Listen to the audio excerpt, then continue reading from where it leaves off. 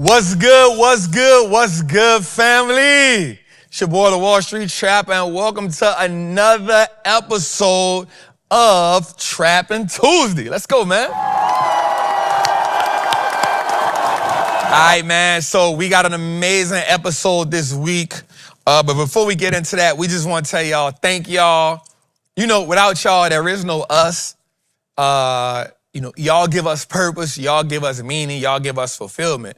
And so thank y'all for just watching us at work, watching us at home, in the living room, in the bedroom, in the kitchen, in the car, while you're cooking. You know, we just appreciate y'all because, you know, without y'all, there is no Wallstreet Trapper. Without y'all, there is no Wall Street looks like us now. Without y'all, the Freedom Center has no purpose. And so we just want to always show full gratitude for every last one of y'all, for every 3,500 to 4,000 of y'all that come in each and every week.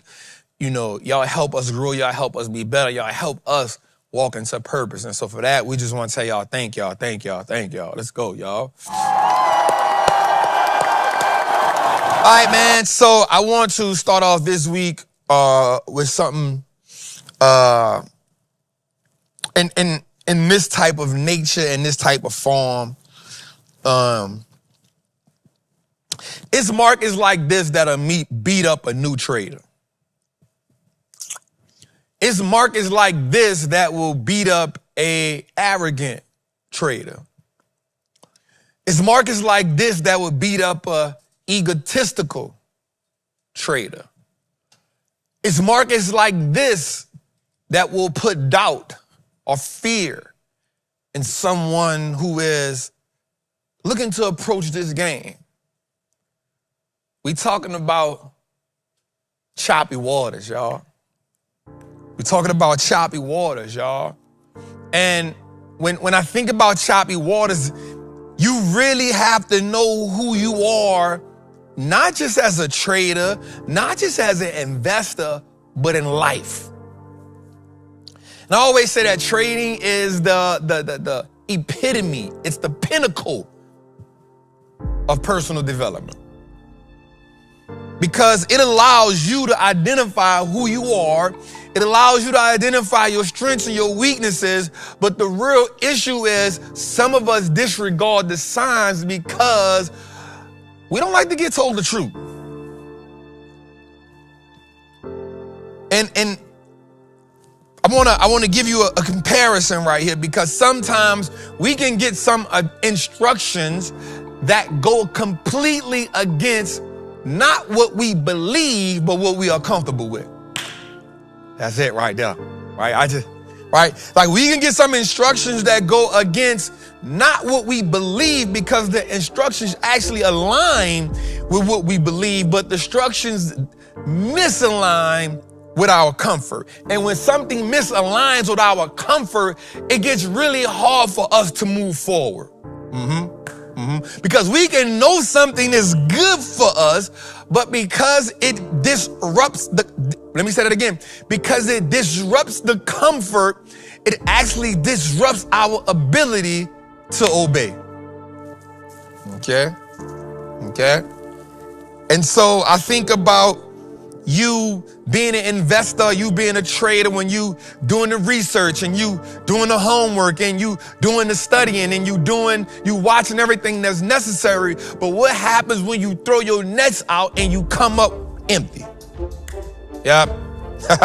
Like you doing the research, I'm doing the research, I'm doing the homework, I'm reading the books, I'm looking at the videos, I'm charting, or I'm studying the courses on how to build the business, or I'm doing the real estate, I'm figuring it out, I'm throwing my nets out, Trap, but I keep coming back empty, right? And that moment right there can cause discouragement, right? That moment right there can cause disbelief. You know, we hear the saying, fall down 8, get up 9. Like it sounds good in theory, but practicality, every time you fall, it takes a little bit from you, right? And you gotta have that internal engine or faith.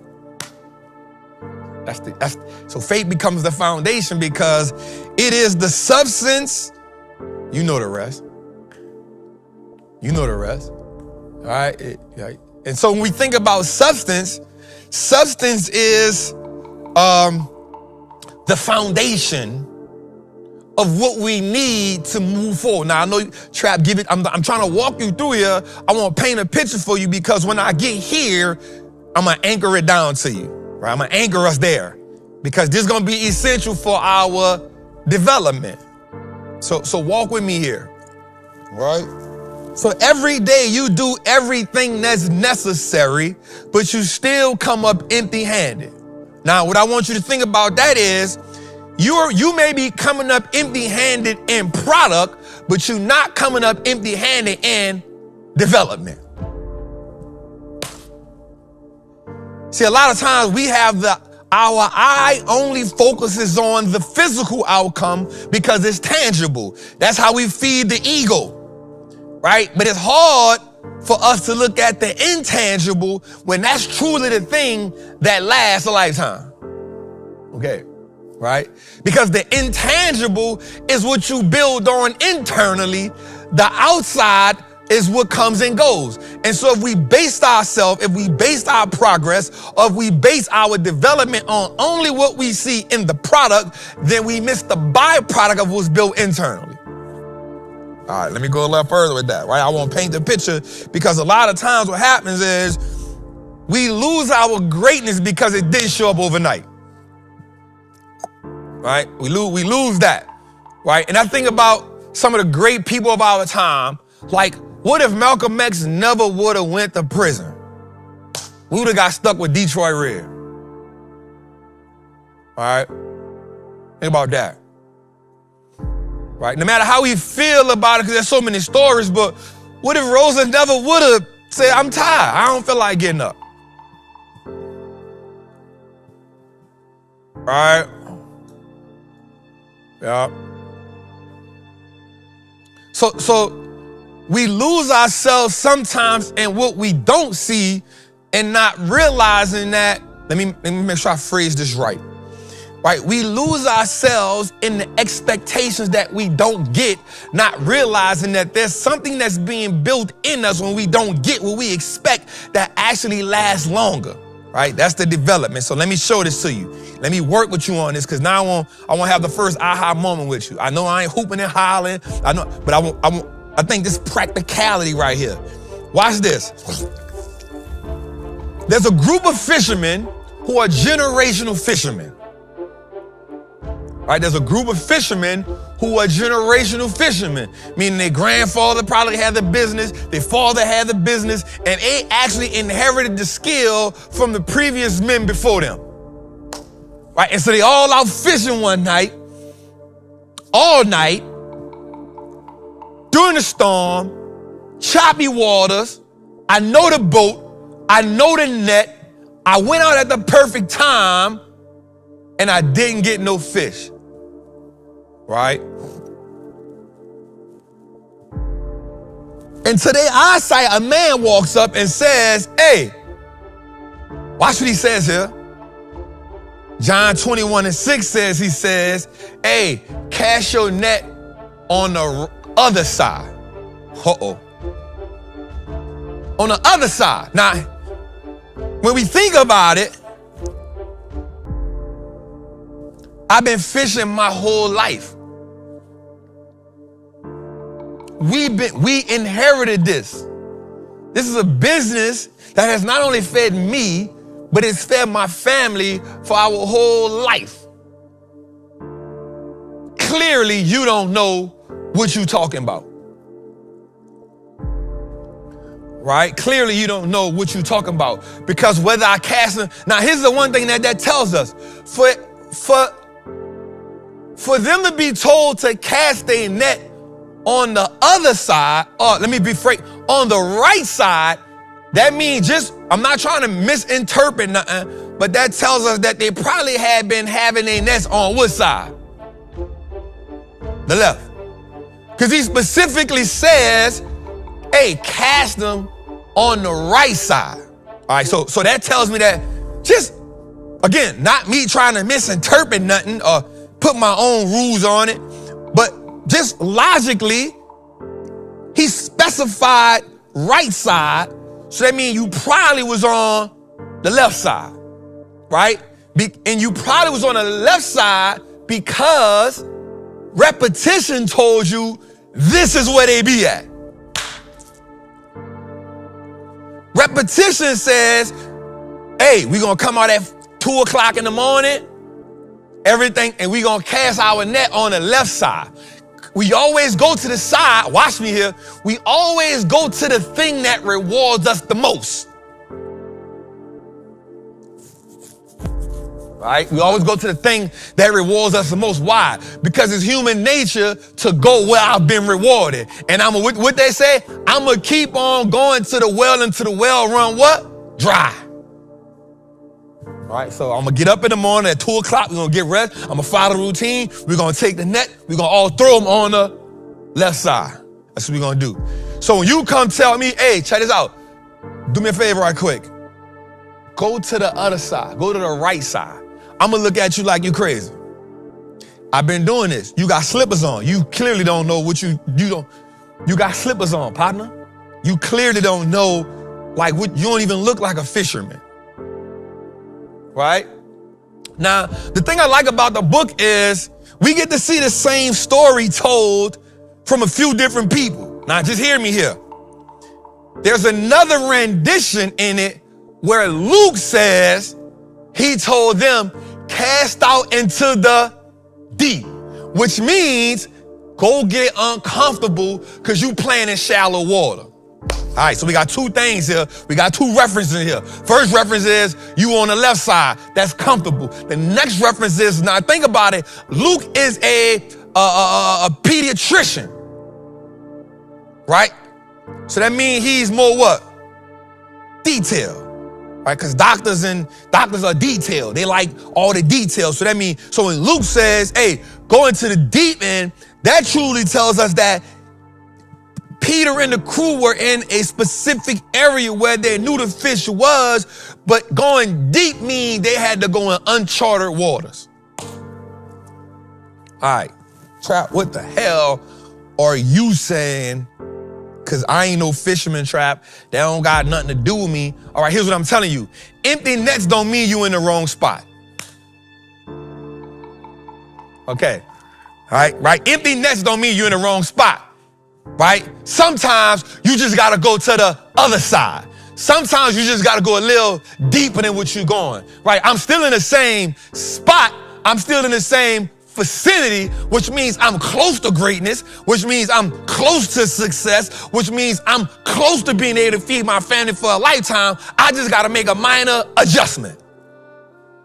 That's what that means, right? So that don't mean get discouraged. It don't mean quit. It don't mean this ain't for me. It just means I got to make a adjustment. So I got to cast my net on the other side. That's what I got to do. I got to cast the net on the other side. Now, here's where it gets really good at. Here's where it gets really, really good at now. In order for you to cast your nets on the other side, it don't mean you got to do something new. It just means you got to disregard what you're comfortable with. All right? Our biggest issue is we don't like to move from where we are comfortable, even if the comfort means pain. Because we have been on comfort so long, watch this, we have become callous to pain. So we have built up a resiliency in the thing that don't even serve us no more. How do we know? Because we got people that consistently drink alcohol knowing that it kills their liver. We got people that consistently smoke cigarettes and we know 100% there's a sign on the cigarette that says may cause cancer. Right? There's a thing that says, hey, gambling can cause an addiction. Crack kills. Heroin kills. But watch this, we have gotten really good at finding comfort in pain. So today I want us to put in our brain, we're going to throw the net on the other side. Right? Watch this, because there's new fish over there. There's new profit over there. And there's relief on the other side. But sometimes you got to go a little bit deeper. Now watch this. If I'm a fisherman, this about to be good. If I'm a fisherman, in order for me to park my boat in a certain area, often that means I may have a small anchor on my boat.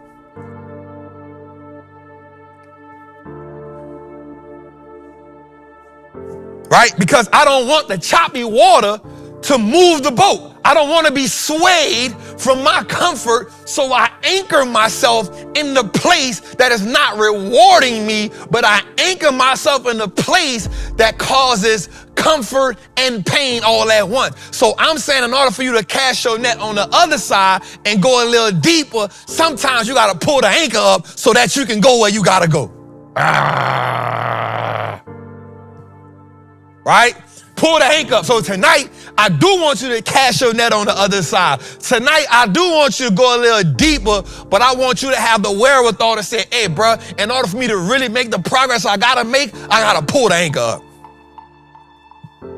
Because what you're going to try to do is go into the deep and drag the anchor with you, and you're going to wonder why you ain't going nowhere. You're going to wonder why is it taking me so long? You're going to wonder why am I dragging all this baggage with me? You're going to wonder why I keep making the same mistake, why the same trade keep bringing me down, how I keep taking the same loss, how I keep taking the same real estate deal, how I keep falling for the same type of man, how I keep falling for the same type of woman, how I keep having the same type of friends. It's because you casting your net on the other side, but you keep dragging the anchor with you. Dragging the anchor with you. And so now you can't go where you won't go. Or you can't maneuver the way you want. The boat can't maneuver as freely as it was intended to maneuver. It can't ride the wave. Right? The success can't flow. The peace can't flow. The love can't flow because you anchored. And so the only way you can, watch this, the only way you can increase your territory is you gotta pick the anchor up. The only way you could go into new waters is if you pick the anchor up. The ocean is huge.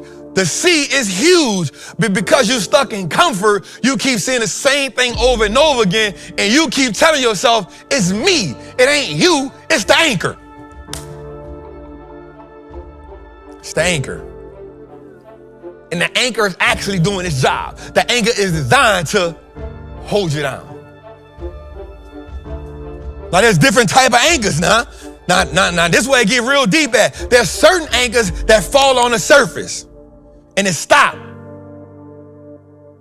And you can probably drag them a little bit. But there's some anchors that are designed with a point in it, so when you drop it, it's actually designed to dig and go deeper. So now you gotta ask yourself, what type of anchor am I dropping?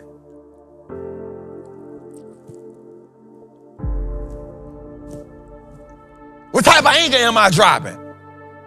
Because some anchors ain't gonna let you move at all.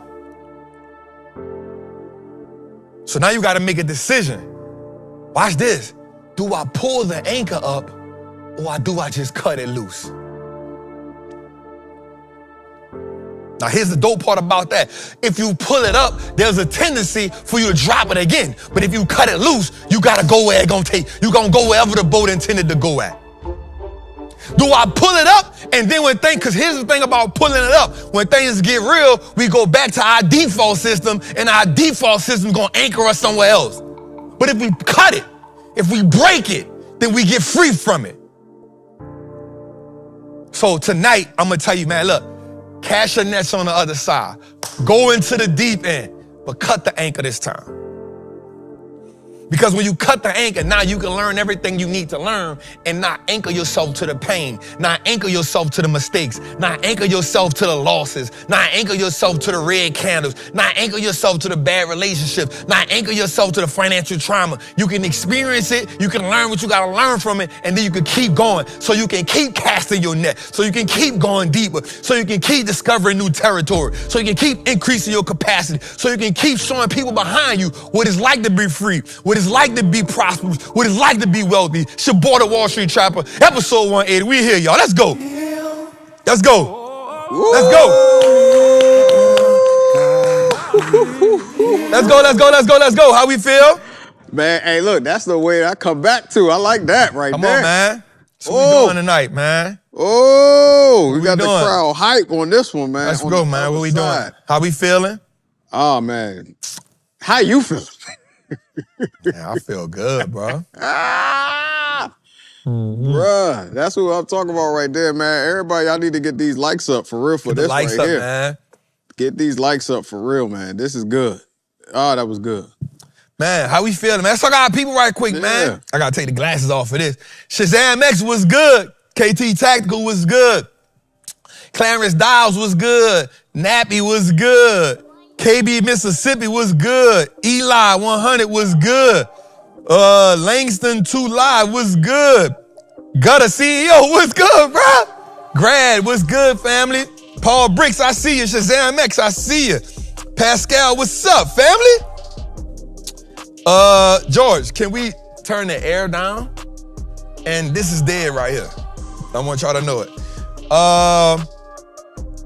Let's see. Y'all going fast. Nate Higgins, what's up? Carolina Blue, what's up? Larry Morgan was good. Dolomite was good. I like the name. Will Mack was good. Drift was good. Renaud Wallace was good. Stu Gotti, I see you. King Me 305, I see you. Leon Mack, I see you. Road Dog, I see you. K Dollar, I see you. Y'all going kind of fast. First Gen Millionaire, I see you. Palantir Queen, what's good? Patreon family, Kiara, I see you.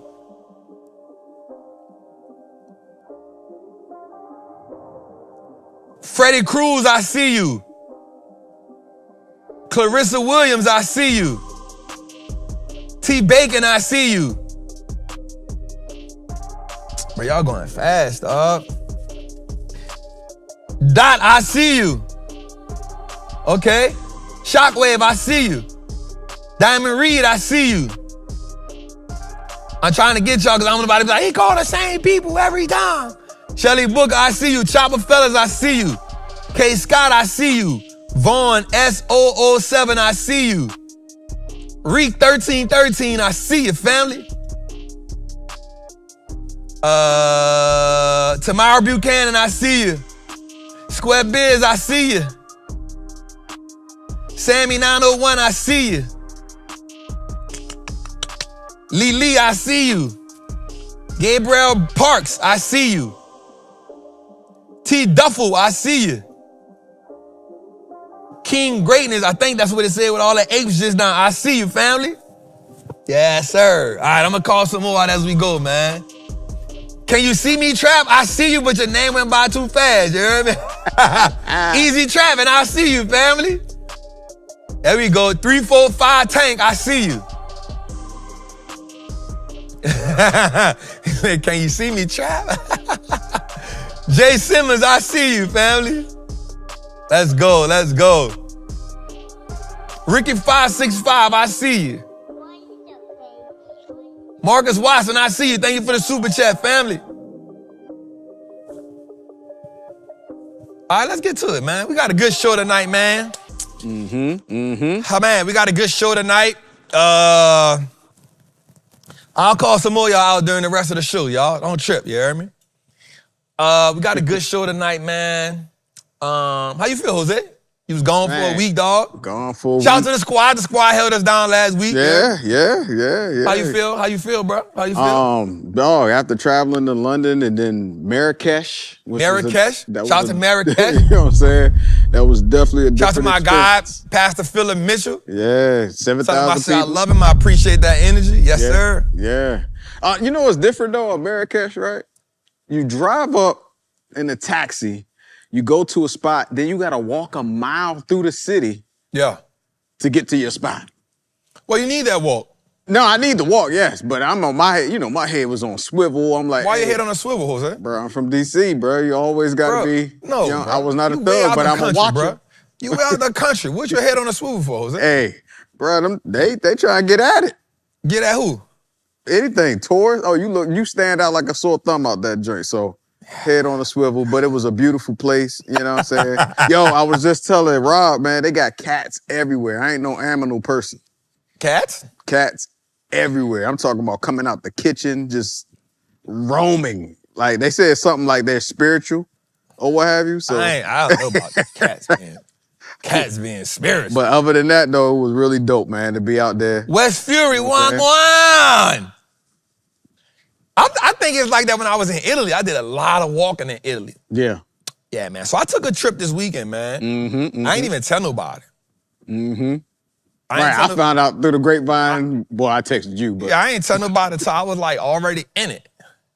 I just think that sometimes we just be needing a reset, bro, because we'll go through the same routine over and over and over again. And I'm reading this book right now, bro, and this book is really good. 30 Days to Spiritual Growth.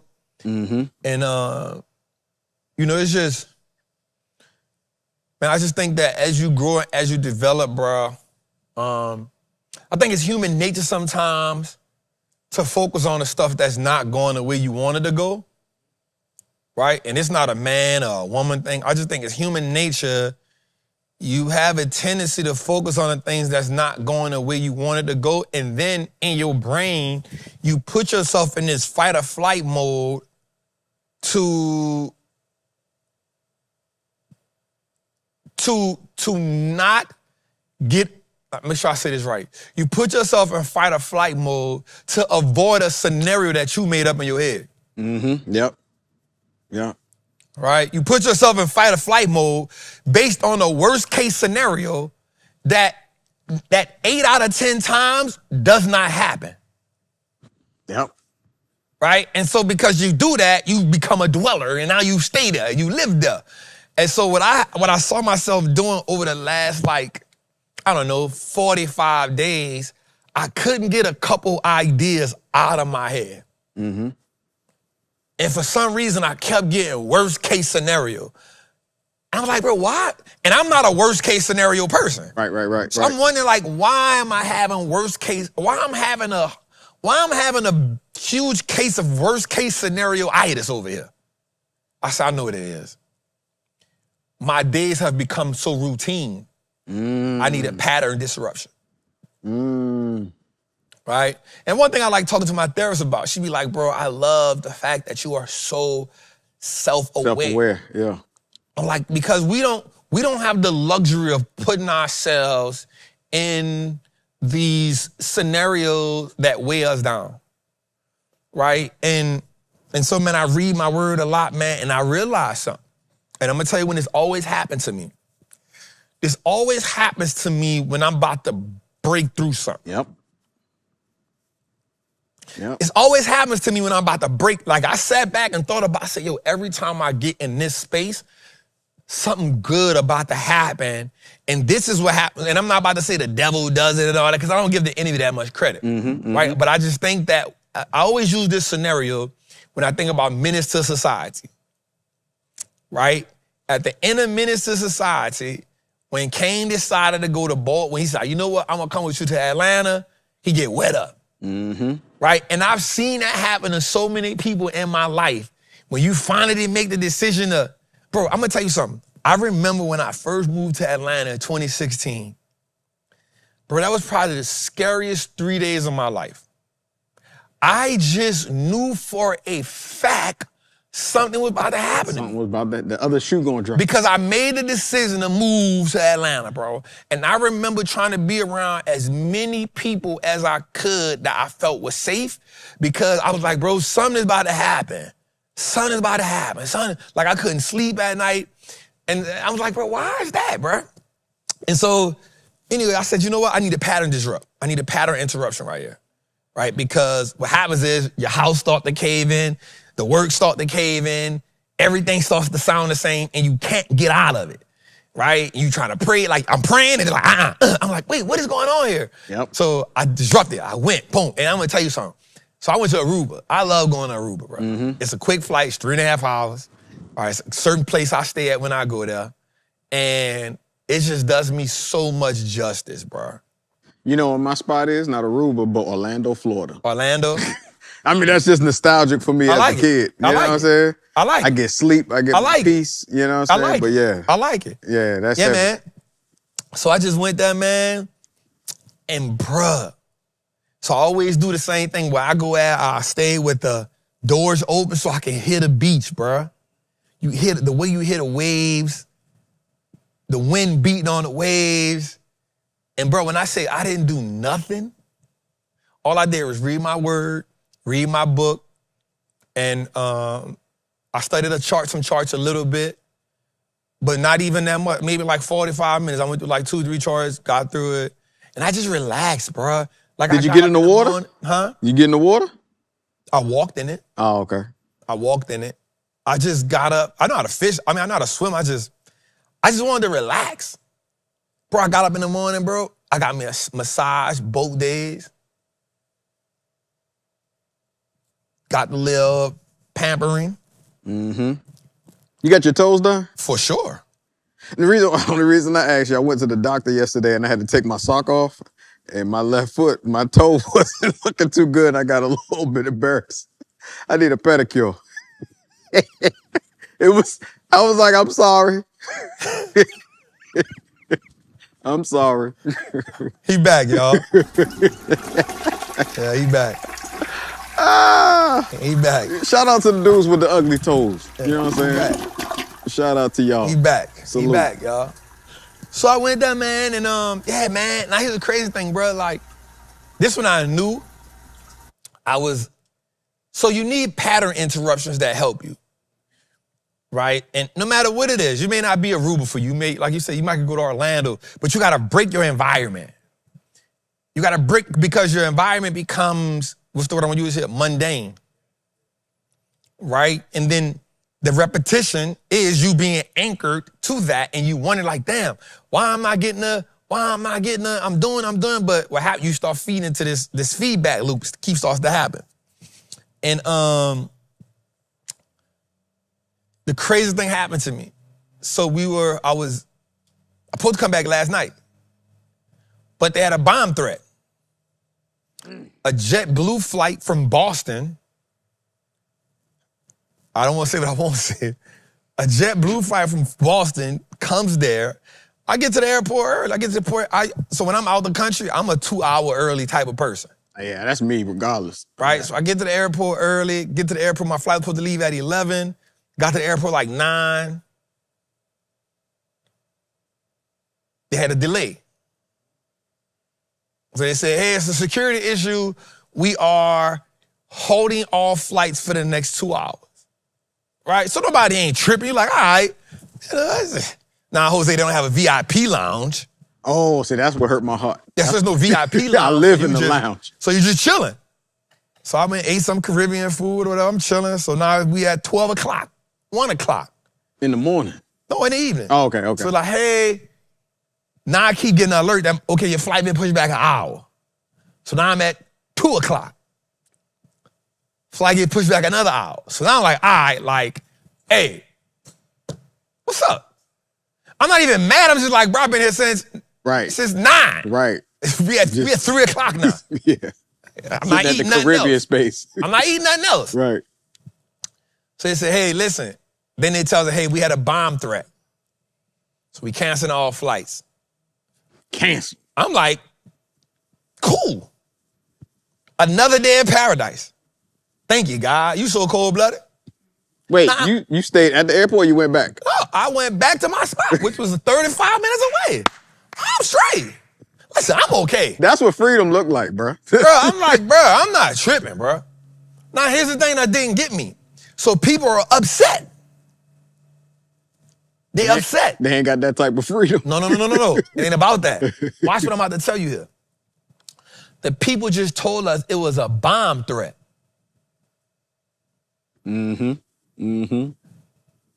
I know as an individual, I might not know bomb protocol, but I don't want to get on no plane today. Yeah.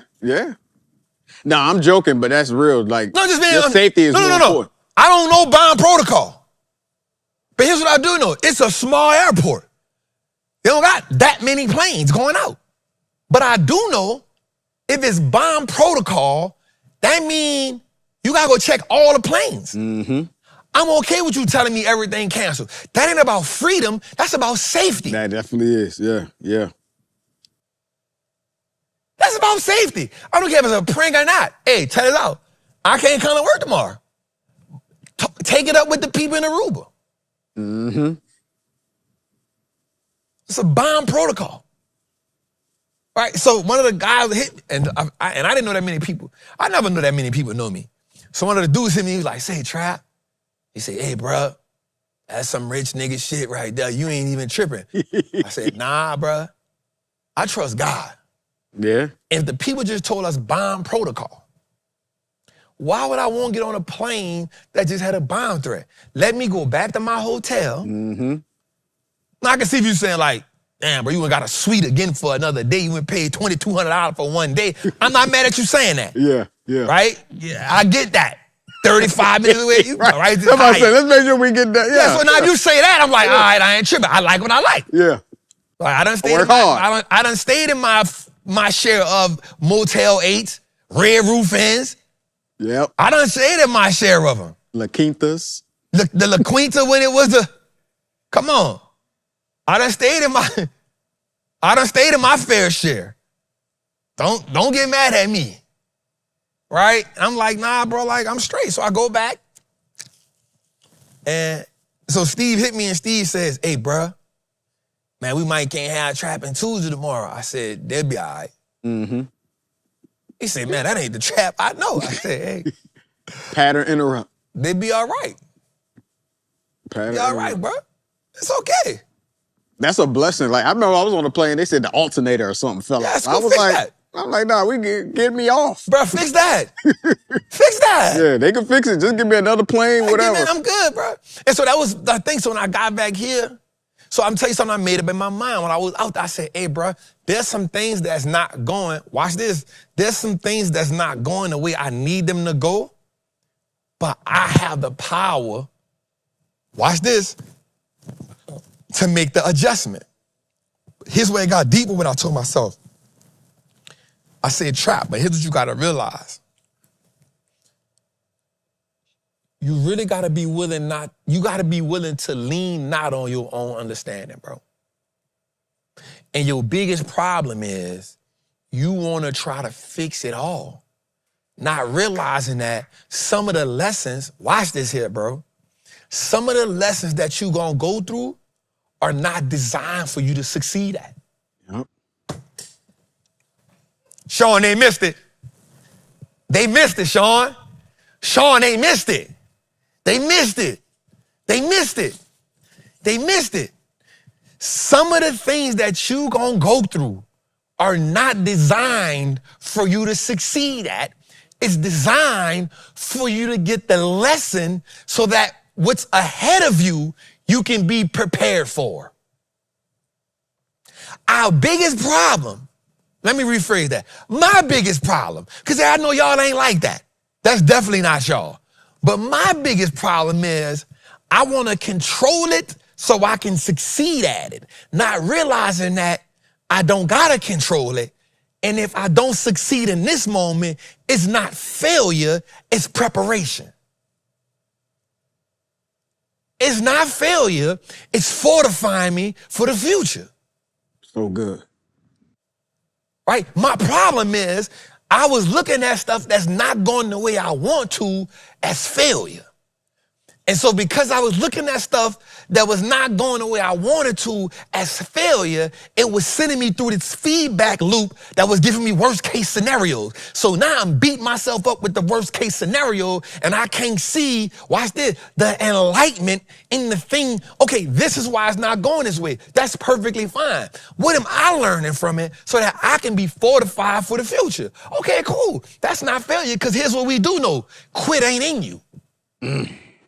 And as long as quit not in you, failure is an option, but it ain't on your table. They missed it. They missed it. I'm full of it right now. I got the Aruba juice. got the Aruba juice in a tan. I got the Aruba. You see me? Every time you go to the back, you turn it to me. Come on. Listen to me. Failure is an option, but it ain't on your table. Because you don't got quit in you. And so when you somebody that don't got quit in you, you got to just be able to say, okay, this is necessary. What am I learning from it? Right? And so I can pivot the way I need to pivot to, right? But what happens is when you so eager to accomplish stuff, you got to stop telling yourself, oh, this is failure. Bro, this failure, right? I don't fail. No, you're not failing. This is how you adjust. Right? Because what we fail to tell ourselves sometimes is, and we neglect to realize this. A lot of us are in places that we have never been before. Yep. Okay? And so because you are in a place that you have never been before, you have to learn to navigate this place. And in navigating, you will make mistakes. There is no such thing as going perfect in a place that you have never been. Yep. Got to go in them deep waters. Come on. Got to go in them deep waters. We ain't never been. Put it on the other side. You feel me? If you ain't never been here before, there's a learning curve that you must endure. The problem is, every time the thing doesn't go your way, you drop the anchor right there. And when you drop the anchor right there, now you are consistently in the same choppy water, but you can't get the lesson from it because you anchored in the pain. You anchored in the confusion. You anchored in the frustration. And here's the thing about it. No matter who we are, if you are frustrated and you are painful and you start doubting long enough, now you put quitting on your table. That's failure. That's failure. Now you put quit. See, the thing about quitting is it's not an option. I mean, it's always an option. You got to just say not on my table. But when you anchor yourself to confusion, frustration, and doubt, now you make quitting the appetizer. Right now it becomes, hey, it's on a platter. It's on a platter now. Right? So you got to make sure you don't never drop the anchor right there. And as long as you don't drop the anchor in that water, then it's on somebody else's table. Because every day somebody quit. Every day. Every day. Every day somebody quit. And you got to always tell yourself, bro, like, you know what, bro? Like, I got here because I never quit. Not that I never failed. Oh. Not that I never failed. I just, let's get, hey, come on. Come on. Aruba juice. Let's get, come on, man. Let's go. We got a lot of stuff to talk about. Let's go.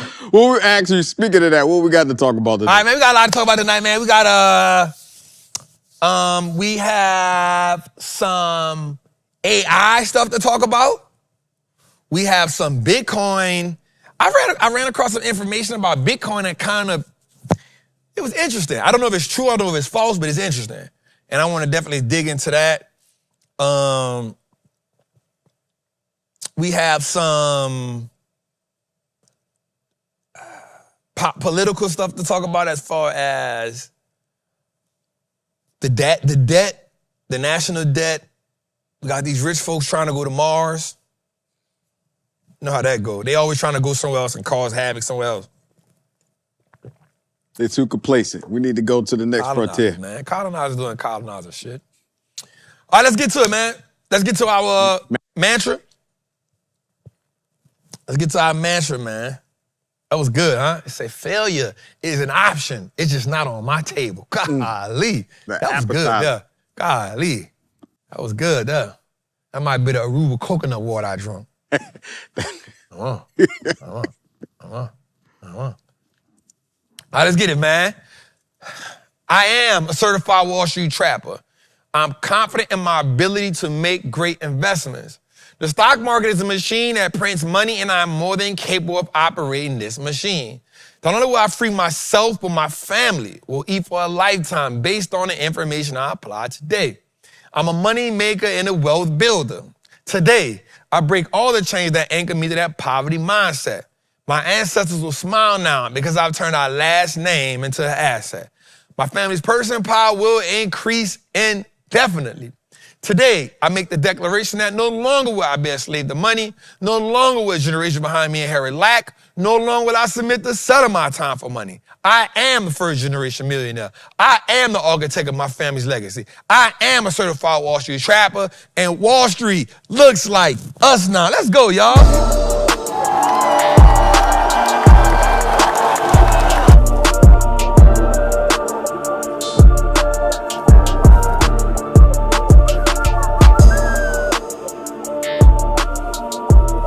Let's do some of this first. Let's do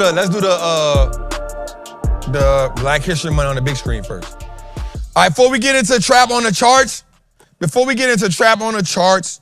I wanna send a link out to our event coming up. What's the dates? February the 21st and the February the 20th. How many people got signed up to be? About 115? We got 175 people signed up.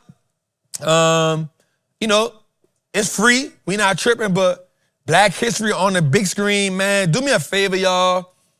Share this with everybody y'all know in the Atlanta surrounding areas. Mm-hmm. It's free of charge, free admission. We not trying to get you in the building to sell you on something for $9.99. We not trying to get you to join nothing. We not trying to get you to sign up for nothing. We just want to show love. Mm-hmm. Black History on the big screen at the Freedom Center. So Friday night, we have Do the Right Thing. Doors open at 5:30. Showtime will be at 6:30. And then we coming back Saturday morning at 10 a.m. We showing The Wiz. Then we coming at 2 p.m. We showing Harlem Night. And then we coming at 6 p.m. We're showing Judas and the Black Messiah. We know for a fact that there are probably 100 other movies we could show. But even if we would have picked 4 out of them 100, it'd have been another 100 ones that we could have showed. Point of this is, there's 100,000 black films that we could have showed in our time. I'm thinking we're gonna do a movie night every now and then for sure. Right? But right now, these are the 4 that we want to pick. We're gonna have some more stuff, so man, just come check it out, man. You know, come hang out. I'm gonna be here. Fellowship on Black History Month. You know what I'm saying? The squad gonna be here. We gonna laugh. We gonna joke. We gonna, you know what I'm saying? So definitely, man, come out. Come check it out. Again, there is no charge. You know what I'm saying? There's no charge, and you want to stand for all 4 movies? It is what it is. Spend the day in the trap. Might have a snack or two. Yeah, they got some stuff gonna be here. Yeah. But anyway, come through, man. Make sure you share this on your Instagram. There will be snacks, but we're bringing in a private vendor, and I don't know if they're doing it for free. Right. The movie is free. Getting into the building is free. The 250 parking spaces we have, it's free. Pay for your popcorn. Right. Pay for your juice. Pay for your Zuzus and Wham Wham. And it will not be digital. We ain't trying to get him. We not doing no Zoom. That's pirating. We not doing that. And here's the crazy part. I gotta pay for this. Yeah. Licensing and everything. Bruh. Talking about y'all gonna stream it? Listen, Yo. I was kind of upset about that. I'm not gonna lie. I was like, why? I said these things on Amazon. Right. If I was playing it at my house, I ain't got. I said, they on Amazon? I'm like, I could plug my Amazon up and put it on. It was like, nah, yo. It was like, yo, anytime you show it in a building as a mass viewing, I say, boy, that's hoodwinking right there. Hey, look, they gonna That's get. hoodwinking. That's hoodwinking.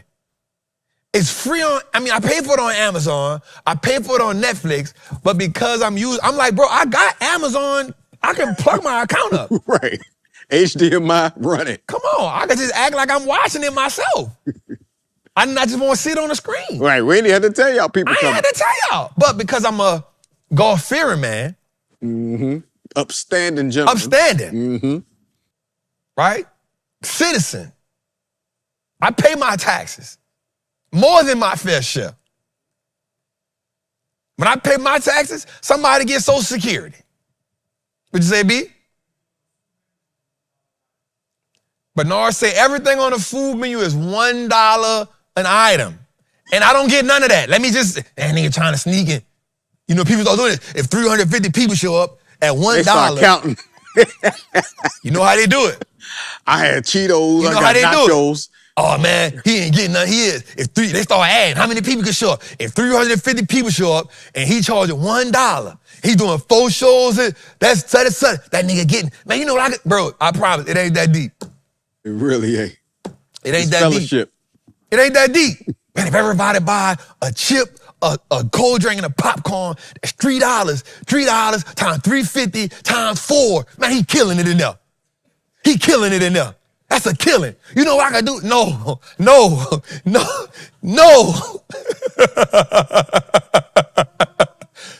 that is not what's happening here. I'm telling you, y'all know how they think. Mm-hmm. Y'all know how they think. Man, 3 people. On the expose on YouTube. Yeah, 3 people at $3 a pop. That's $3.50. If I buy, and you know people gonna buy 2 popcorns and 2 drinks and, nah, fam. It's not it. It's not it, bro. It's not it. I promise. Go to AMC. If you feel that way, just go to AMC. Yeah, just I'm all right, bro. I promise you. God has blessed me enough where I don't gotta take your $1 for the popcorn, bro. I promise you. I promise you. As a matter of fact, I gotta pay my people to be here. And I can't believe I gotta pay for the license for this, bro. This is the license, the lights, the electricity, the people. Shout out to 3,000 in the chat also. Ben not come and do this for free. Right. Okay, how much he tell me he like me? Right. Man, I love working with your trap. I appreciate being here. But here that invoice. Here with that invoice. For Friday night and all day Saturday. I thought you loved me, dog. And you gotta feed him. And I gotta feed him. Yeah. And he don't want popcorn. He do not want no That's popcorn. for the people. He can't drink soda. That's it. What's up? You know George gonna hit me with the, hey, it's Friday night now. Hey, that time of that. It's Friday night. Hey. Come on now. I was in here from 8 o'clock that morning. I moved the chairs. I set the chairs up. I cleaned up. I locked up. I ain't leave till 10:30. That got to be time and a half. And I got to come back Sunday. Come on. Come on. He hit Miss April up Saturday night. Right. Here go my time sheet. Yep. Come on. We know how George get down. He want his money. Cousin or no cousin. Run me that paper. Run it. Run it to me. So, I'm actually going in the hole. There's no popcorn budget for that. I'm actually going in the hole for this. Yeah. But it's all love, man. It's all love. Does it matter that you are not charging for the movies? Man, it don't matter. I asked Miss April the same thing. I was like, Miss April, I'm not even charging for the movies. She was like, yep, we got to pay the licensing fee. And it's like $400 a movie. Wow. What is it, 300? It's like 300, 400? Yeah, it's like 400 a movie. So that's 480, so that's $1,600. Bruh. Man, cancel the show. Cancel that shit. Cancel that shit. And they $20 grand in the hole out the gate. Look, they in my DMs talking about y'all streaming it. You Bro, trying to $20 grand in the hole out the gate, whole man. God. consider shut down. Anyway, There go the link, man. Get the link. Come in. Man, we just want to have a good time, man. You know, man, we love it, man. It don't matter, bro. Like, we love it that much, bro. Like, we trying to figure out all kind of free stuff to do. I ain't gonna lie to y'all. So, anyway, check the link. Check it out. Check it out. Anyway. All right, let's get to it, man. We want to start off with, shout out, Jose, we got 3,000 people in the chat. 3,000 people in the chat. We love y'all. We appreciate y'all. Ash, I appreciate you. Chop Fellas, I appreciate it. Super chat. C. Jones, I appreciate it. Super chat. Ashley, I appreciate the super chat. Love. Nat, I appreciate the super chat. My love. I appreciate the super chat family. We appreciate everybody for the super chats. Thank y'all so much. We appreciate y'all. We appreciate y'all. All right, let's get into it, man. So I want to start off with a couple things tonight as we get into our let's start with Trap on the Charts. Let's go there. We got a little time. We doing a little good. Hey, bro, I think I'm gonna go to. I think that I'm personally going to take me a trip once a month, dog. That's good. I think I'm gonna take me a trip once a month, bro. Just like nowhere far, somewhere like 3-4 hours, a straight flight 3 hours away. It ain't too far. Leave like on a Friday, come back on a Monday, bro. Yep. I think I'm gonna start doing that once a month, dog. Nothing too crazy, nothing too expensive, but I need that refresh, bro. I think that's gonna keep me. I think that's something that I wasn't doing. Nobody fault but my own. Yeah. I should go by myself. Yeah. Just lock in.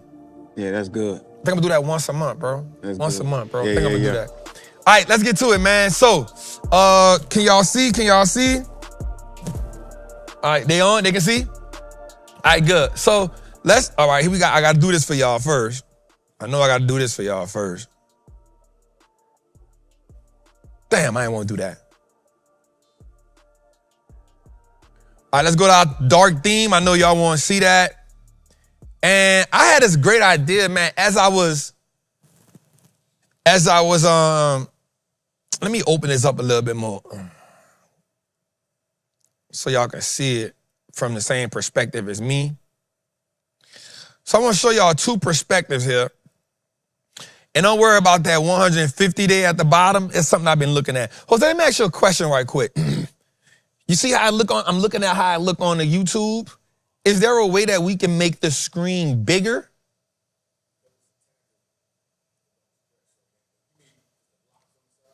Yeah. How can we make that bigger? If I was on my laptop, it'd be different. All right. I may have to, damn. What if I got a bigger laptop? I mean, what if I got a bigger screen? It's still gonna be on that? All right, so here we go. Let's 3,100 people in the chat. Let's go. All right, y'all. So I'm gonna figure it out because I want that to be a little bit bigger for y'all. And don't worry about that 150-day moving average. It's something else I've been looking at. And if you're new here, let's just, get to it out the gate. If we notice, so let's start off on a weekly right quick, because I think this is the perfect place to look at.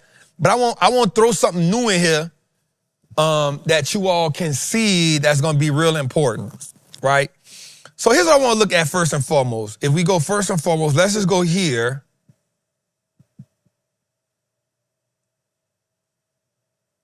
Right, this is from October. Right, now let's go here. I want to mark out something.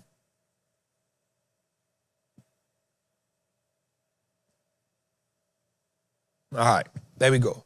Now I want to really show something that's interesting here. If we start, damn, where's mine? Give me 1 second. If we look at this from October, right? If we look at this from October, which is here, I want you to notice something. That horizontal ray that runs all the way through. Watch this. Once we get to about right here, now I learned how to use this little bar from Rob, and it became clutch for me. Once we got here in January, notice how, well, I'm not even going to say January. I'm going to go back a little further. Notice how once we got here in December, we literally stayed within that same, we ain't go nowhere. Now, we also had this moment right here.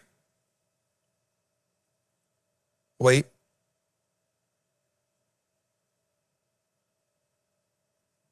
Right? We also had that moment there. Well, if you notice, we haven't went nowhere. Gradually moving up, gradually moving down. But think about this. In October, we hit 689. Here we are, the second week of February? We are the second week in February. 698 is the high. We ain't went nowhere. But what's happening is, and I'm going to talk about this, I've always said this, the market cannot go forward if big tech doesn't go forward. Right? Now, if we lift the hood up, we'll see that there are a lot of performers that are doing really well. But it's in the Patreon, we talk about this. Small cap, mid cap, defensive, consumer, energy. Now, I'm going to show y'all something that's going to be real interesting that I want us to pay attention to. Now, here we are looking at the S&P 500 on the weekly, right? Again, still, we're in the same area, we're in the same place. Now, I'm going to take this vertical off. Now, I'm going to bring you to another area, which is going to be interesting, which is right here. Right? It's another really interesting area right there. Now, what I'm going to do is, the reason why that area is interesting to me is because on the weekly, that is our 200-day move, our 20-day move estimate that's sitting right on top of, right? And so, for me, I'm always looking at bigger time frames so I can cancel out a lot of noise. Because as we get into, the 1 hour on down, there's a lot of more participants and people saying, go left, go right, go up, go down. And so we want to have the most clearest path to where we got to go at. Now, I will say this. So for me, I'm a player of the game and I love to play the game. And in the Patreon, what we've been doing is we've been taking profits. Now, I will say this, January started off slow, but like toward the end of January and February, we've just been licking. But what we've been doing is plays we've been putting in, we've been taking profits on. Plays that's been losing, like our losers are turning slowly. We're not getting no real breakouts, right? So we taking, if something go up, hey, y'all, let's take some profit right here. Let your winners, let your losers, they're not like putting you way underwater, but they're not running, but they keeping you like, damn, bro, like, it's really just frustrating.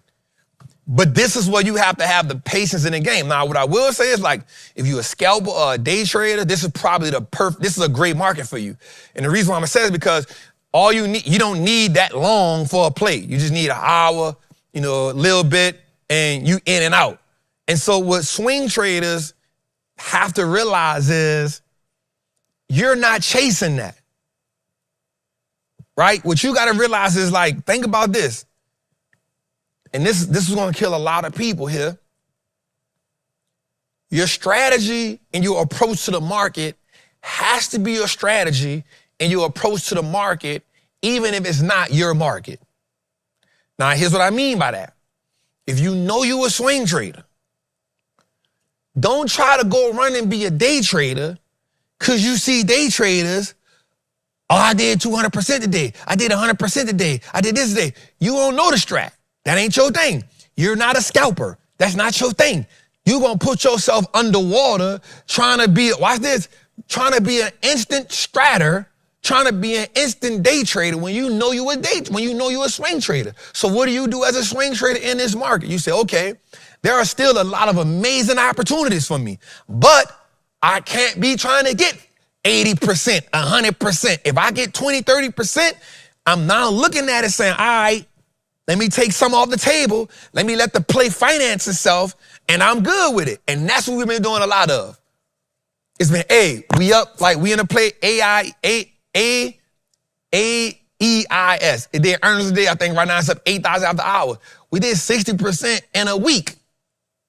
I say, hey, y'all, let's take some off the table. They had earnings today. I say, hey, let's take some off I had 50 contracts. I say, listen, we was up 60%, 55%, 60%, something like that.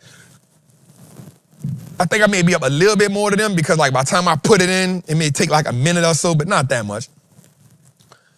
I'm like, listen, let's take some off the table, right? That way, because we've been realizing that companies can do good earnings and still sell off. It can have guidance, everything, and still just sell off. So you don't want to be at risk like that. So let's just take a little bit off the table. Let's take some. So I think out of 50 shares, I think I took 22 off the table. I took 22 contracts off the table, left the rest of them like, all right, I'm good. If it beat and it run up a little bit, I'm still good. If it beat and it decides to pull back a little bit, guess what? I done took my premium out, at least 80, 90% of it, and I'm okay. And so as a swing trader, you gotta realize how you navigate the markets. And for a day trader, you gotta realize there's day trader markets, there's scalper markets, there's swing trader markets. I'm not trying to switch to be a day trader because I see day traders putting up percentage. I'm not in competition with them. I'm not trying to go run to the futures market right quick I'm not in competition with that. You will get, watch what I'm about to say here, you will get style fatigued if you keep trying to chase a new style before you master one. I've gotten really good at swing trading, but have I mastered it? Nope. I got a long way to go, but I'm really good at it. And so what we got to start doing is saying to ourselves, like, all right, like, I understand what's going on. I understand the market sentiment. So let me do what keep working for me. Let me keep evolving. Watch this. Let me throw my net on the other side. Come here, because that's the adjustment you got to make. Your biggest thing is saying, yo, where's the market rewarding my style at? That's the bomb. Right? Where is the market rewarding my style at? But also, you can't let the market put you in a situation where the market makes you chase it. All right, so here's what we see with the S&P. Now, we've been through this a million times, y'all. I personally feel if we can bust through the 7,000, I think we got some upside right there. But notice, I said this, the bulls not letting the bears go too far, the bears not letting the bulls go too far, and they just whipsawing traders. Back and forth, back and forth, back and forth. So I told my people, I said, listen, I put this post yesterday, sell into strength. Everything you got up that's up 30, 40, 50%, take some profit off it. Sell into strength. Why, Trap? Because you want to be liquid. One, you got to understand the environment. It's February. February has typically been one of the third lowest month in the market, right? So that's a seasonality effect. And you guys say, all right, I'm going to honor that until it tells me otherwise, right? So that means they setting traps. Now, one of the companies that I've been dying to get in was CLS. Been dying to get into that company. And I say, as soon as it break 310, I'm going for it. Guess what? It broke 310, went to 318. Next day, sold off. Got to like 296. Nah, it ain't bad, but guess what it's doing? The market is understanding, like, it's trapping a lot of people. And we in some trades that we got trapped on. Not even saying that either, right? But it's trapping you, and it's doing what's called, it's digesting. So what digestion simply is there's a big move that was made, and it's not selling off. It's a little bit of profit taking. It's a little bit of hesitation. It's a little bit of people trying to have enough exposure, but not too much exposure. And it's really the big dog saying, I'm waiting for the next move, or I'm waiting for the next catalyst to make me go up or down. You don't want to get caught up in that wipeout. Man, I hope I'm making so much sense to everybody right now, bro. right? Because I want us like to be able to navigate whatever it is. So don't just be so in a rush to I'm eyeing this, and then you go hit it because it hit your key area or whatever you was looking for, and then the next day it's sold off. You're like, bro, why is this selling off like this? Here's the thing. The market don't owe you no explanation. It don't owe you no explanation. Right? And you look at a company like Spotify, runs $61, then you like, bro, how the hell does Spotify run $61, but Palantir kills it and they fall $25? They don't owe you no explanation. Stop trying to make sense of it. Right? You like, dang, bro, this company I'm in just beat earnings, beat revenue, beat guidance. But guess what? The CapEx been so big, it fell off. But you got Spotify. You like, bro, I know damn well you ain't Spotify? $61? Spotify? It don't make sense. But guess what? It don't supposed to make sense. It don't supposed to make sense to you. And so I would say everybody in this area, if you're a swing trader, I'm not a day trader. I don't know how day traders move. I don't understand their psychology because I've never tried to. I don't have nothing against day traders. I actually think day traders are dope. I don't have nothing against scalpers. I think scalpers are dope.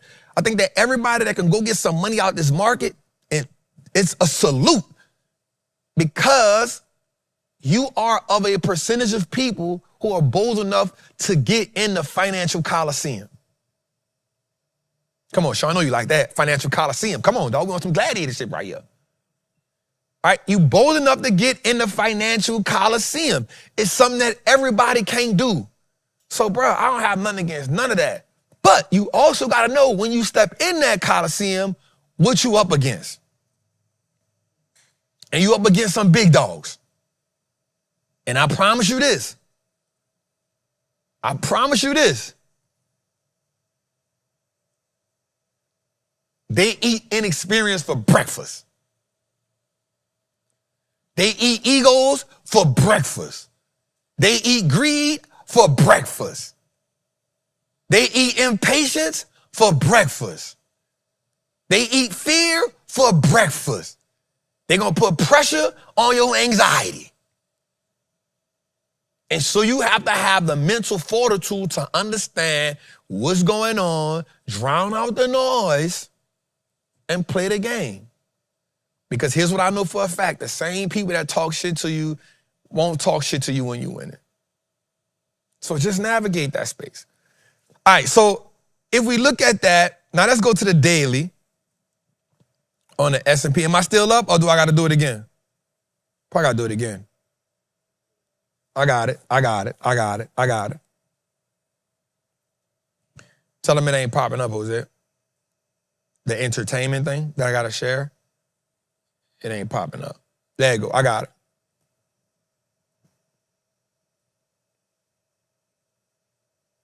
All right, so now if we go to the daily, let me take some of this off again so we can see. I just want to point out a couple of things. And if we go to the daily, we see the same thing. Now, here's what we see. We see the 20-day, but it's not sloping up. It's actually flattening out. That's the dark blue line, right? It's flattening out. So that tells us that there's no upward momentum. Now, here's what we got to understand about this. This tells us some things that's interesting. Anytime your 20-day is not sloping up, that means there is loss of momentum in the short-term trend, right? Because the 20-day is supposed to curve up. Now, because it's not curved up, it does not mean there isn't still short-term momentum. I mean, it doesn't mean that it's not short-term bullish. It just means the momentum that once was there isn't there. That's another sign of you being what? Cautious.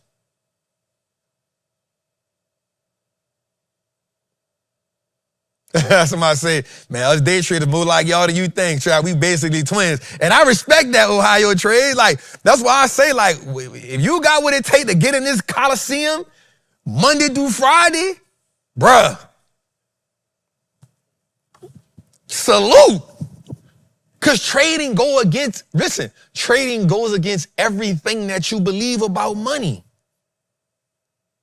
It goes against everything that you believe about money. It goes against everything that you, watch this, trading goes against everything biologically on how you're built. Trading makes you develop a whole new persona. So you can look at a person, if they say, yo, I'm a trader, if I watch you enough, I know the type of trader you are. If you always get angry at people, I know you exploding on the charts. If you patient, that's going to tell me you're not in a rush to. If you find joy, that means no matter what's going on, you can navigate it. But if you impatient, if you angry, if you panicky, like, it's going to tell me who you are. How you feel about money. It exposes all that. Anyway, so when we look at this, I'll point out the same areas, again, that I'm looking at, and there's no harm, no foul. Where my pencil at? All right, so we went to here. I'll mark them out on a weekly, and then we'll just go make a lineup on a daily. So, again, this is our deep zone right here. We're going to come here. That's our deep zone right there. We like that area there. Where my other one at? I don't know why I'm missing it. All right, there we go. It's a key area for me here. Key area for me there. But that was on a month. I'm tripping. All right, so let's go to the daily and see how it lines up. And there we go. And so the reason why I can line up with them so easy is because I'll let a higher time frame give me a clear structure. And then once I get to my daily, I know exactly what I'm looking for. Right? I know and those are key areas. The only other area that I would add on here being a daily is, y'all know where we going at. Y'all know where we going at. Let's open it up. Let's open it up. You like that there. All right. So if I'm looking at that, I'm like, bro, like, I ain't tripping. I see what I see. The only other area, and it's already marked here, would be my Twin Towers. And I would take it above the Twin Towers. Notice right above the Twin Towers at this point right here.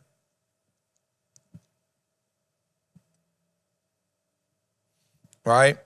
That's probably the only other areas that I would mark would be that 675. I already had it marked. Just want to see that. I would look at my 20, SMA 20 as a dynamic support. But again, because it's flatlining and not curving up, I kind of feel in my heart of hearts that it'll break it. Because that means the momentum is not there. The momentum is flattening out. So I wouldn't really look at that. I would look at the 687 as the 50-day more of a dynamic support. But I want to show y'all something that's interesting right here. And this is the one I wanted to show y'all. So this is the RSP. Now, a lot of people don't know what this is. So this is the equal weighted S&P 500. Notice the difference in the two charts. Notice the difference in the two charts. Notice in the RSP, you have the 20-day doing what? It's curving up. So that tells us that the short-term momentum is still what? Bullish. I wanted to show y'all this because this is going to be key. This is me just trying to show y'all different scenarios. And this is why I feel personally that we are not why I don't let the headlines get me into this fear-mongering. Because fear-mongering gets views. Fear-mongering makes people panic. And fear-mongering makes you make a reaction. I'm not a fear-mongerer. I'd rather get my views. I'd rather get our participation from truth. Now, watch this. The S&P 500 is market cap weighted, meaning NVIDIA is the big dog. Apple, Google, how they move is how it moves. In the equal weighted, which is the RSP, everything weighs the same. So Apple and NVIDIA has the same weighing as the smallest company in there. So they all weigh the same, 0.2. So this tells us, if we look at the RSP, the equal weighted, this tells us that this is a broader market, right? This is market participation. So this is telling us that there are other segments of the market that are moving up. So if you're in the RSP, this is up 5.75% year to date. If you look at the S&P, it's up 1.13%. Why? Because because mega cap tech is holding it back. Because Nvidia is not moving, because Google is not moving, because Tesla is not moving, because AVGO is not moving, because mag tech, because Microsoft is down so much, Amazon is down. They not moving.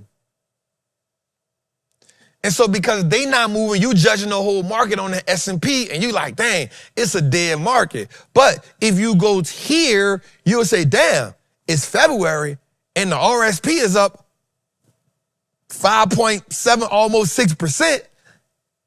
It's your job to go figure out if we know big tech is down, instead of you keep trying to say, this on sale, that on sale, I'm going to trade it because it's here, and you getting minuscule returns, not as a buy and hold investor, but as a trader.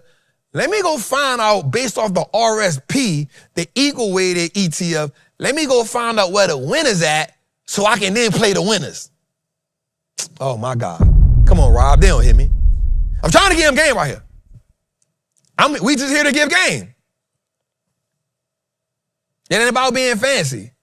It's about us positioning us. So I want everybody to go study that. Like, all right, Trap, let me go look at this RSP so I can stop being stuck on Nvidia and Tesla, and because there's so many other companies that's dominating. So even with the Patreon, they're like, damn, Trap, where you got that AEIS from? Oh, because I'm going to look at small caps. I'm going to look at mid cap. I'm going to look at the RSP and see, watch this, leaders lead. Leaders lead. And you see a rotation happening. Now, the rotation may not last long, but if you trying to get money out the market, your biggest goal, your biggest hurtful, your biggest wrongdoing is being anchored to a name. What's going to hurt your performance the most is you being anchored to a name. Bro, we've been in the same Nvidia trade since like October. I'm just like, bro, like, I ain't tripping. Right? So that I wanted to show that right quick. So just wanted to show you the RSP. And think about this. Now let me show you this right quick. Watch this. Is my screen still up? Or I got to do it again? I got to do it again? I probably got to do it again. Yeah, anytime I don't see the blue joint on my thing, I got. What's up? I'm good. All right, watch this. I want to show y'all something that's key right here. Look at this. I'm going to show y'all how y'all know. Watch this. We on a daily. Look at this. On February, this thing keep hitting new highs. Look at this. It hit a new high, and then it hit a new one back. This number new highs here. Going into 2026, look at this. New high right here, boom. And then you had another new high here. And then look, you hit another new high here. Right? Had this almost kind of, not, I don't want to call it a cup and handle because it's not, but you had this time here where you was, all right, that ain't number profit taking. Right? And then look, 1, 2, 3 more new highs. That's not a market. Watch this. No matter what they try to sell you, all I'm going to say to you is that's not a market that's in a rush to go into full-on recession.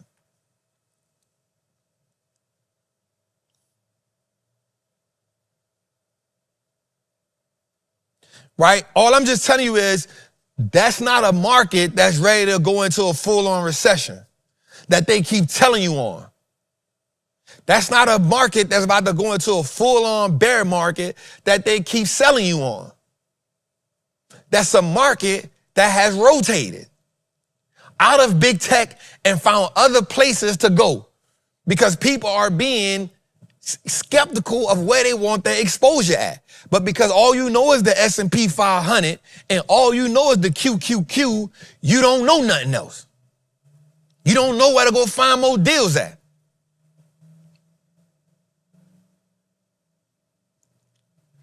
If we look at this solid green body bar from Friday. Look at this solid green body bar from Monday. Look at this solid, it ain't as big, but look at this bar from Tuesday. That's buyers participating. And if we go to this all-time high right here, that it just hit today, right? Market was red today. Am I right or am I wrong? Not big, market was red today, but yet the RSP hit an all-time high again. It keep hitting all-time highs. Now, all this is you hit an all-time highs, people took profit and said, let me see what's going to happen. This is not a market, right? Let's go even a little further. Watch this. Let's go to the monthly. Oh, my God. This is not a market this is not a recessionary market right here. Look at this.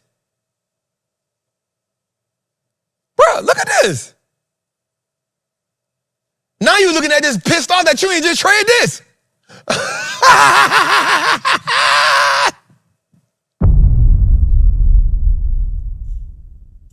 You feel me? Now watch this. From April, here was the April lows. Bro, this outperforming the S&P. And look at this, man. 1, 2, 3, 4, 5, 6, 7, 8, 9 out of 10 months, you got red candles. And not just red candles, you getting candles that's opening and closing higher than the candle previous to it. That's the thing. On the monthly chart, you creating higher highs on the monthly.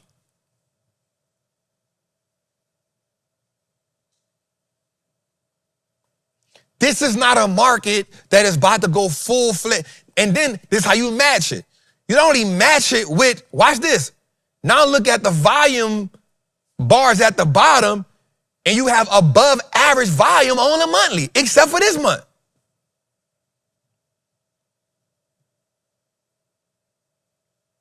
So all I'm simply saying is, don't buy into so much of the fear to where you miss a lot of opportunities that's out there. But you also got to know who you are as a trader. You got to know who you are as an investor.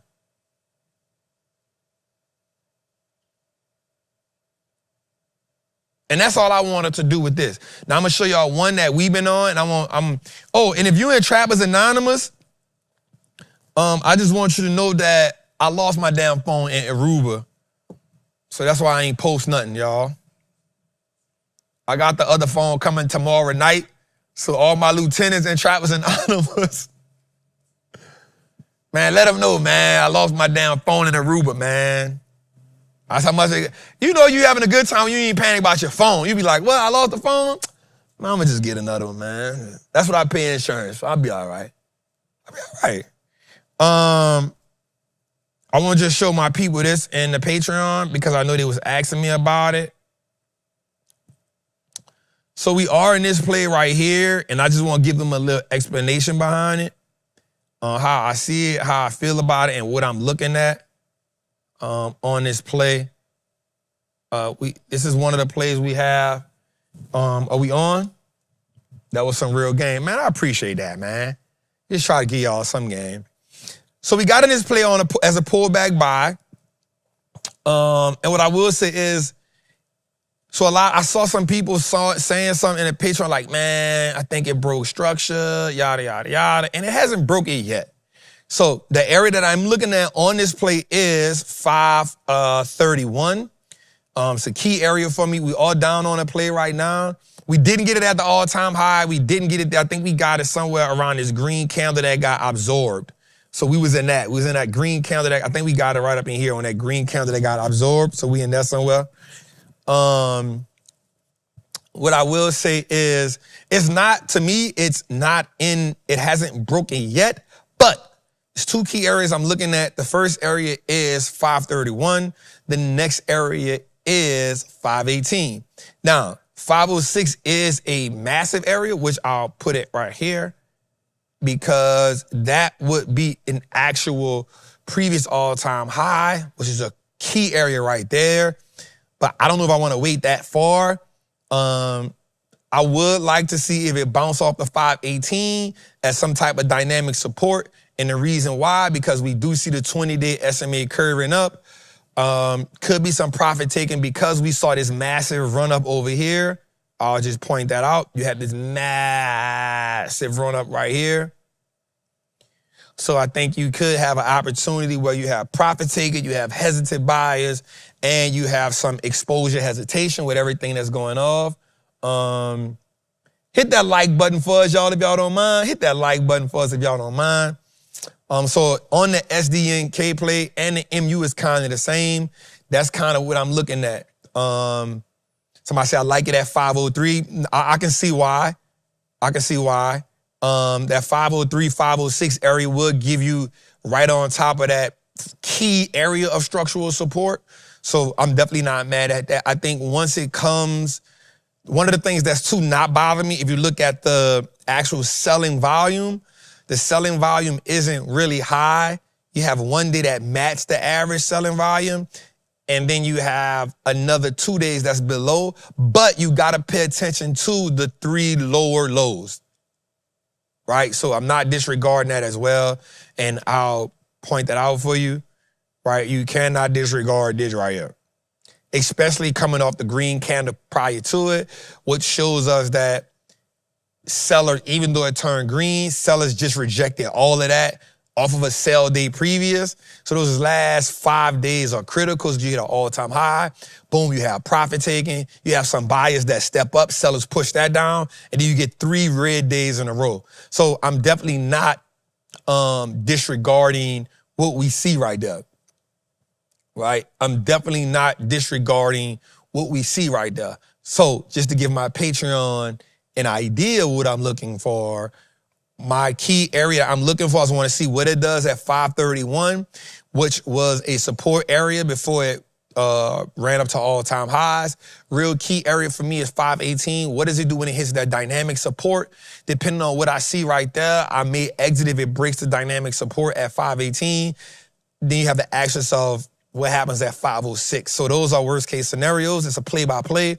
506, if it broke 506, I definitely would be out way before that if it don't just fall out the bottom at one time and I just can't catch it.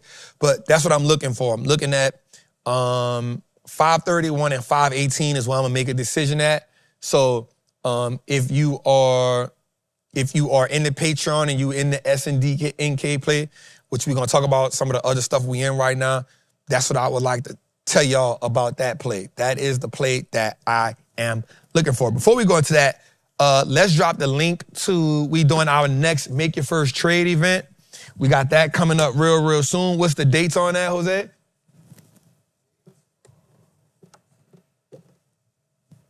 No, the dates for the Make Your First Trade. Don't we have the graphic? We didn't have the graphic? Yeah, we got a graphic for Put the graphic up. We got our next Make Your First Trade event coming up in March. March the what? 20th?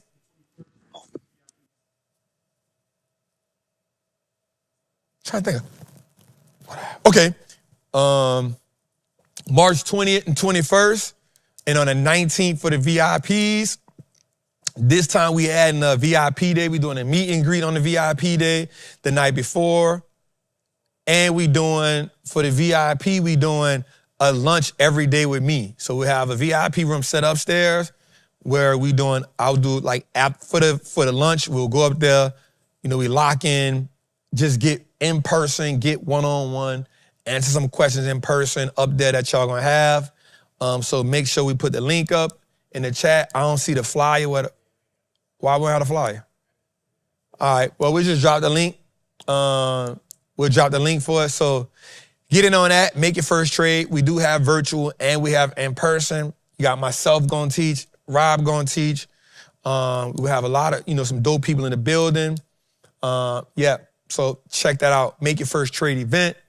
It's gonna be amazing. We can only hold 300 people in person with tables. 300 people in person. So make sure you get your... We're gonna hold 300 people in person. So make sure you get your tickets.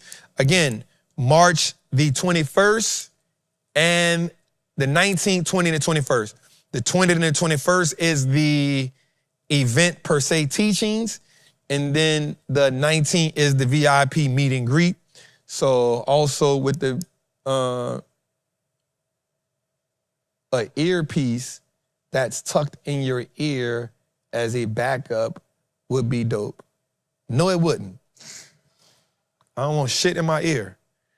I don't want nothing in my ear. Yeah, we tried that. We tried to have in-ear monitors. Yeah, I don't want nothing in my ear, man. I don't want nothing in my ear. I won't be comfortable. So, there we go. Let's get it, man. So the last one was real dope, 2 days intensive, and we got some stuff we want to switch up, man, that we want to do that's going to be real dope. One of the things I learned that I took away from the first event was I want to do more interactual things.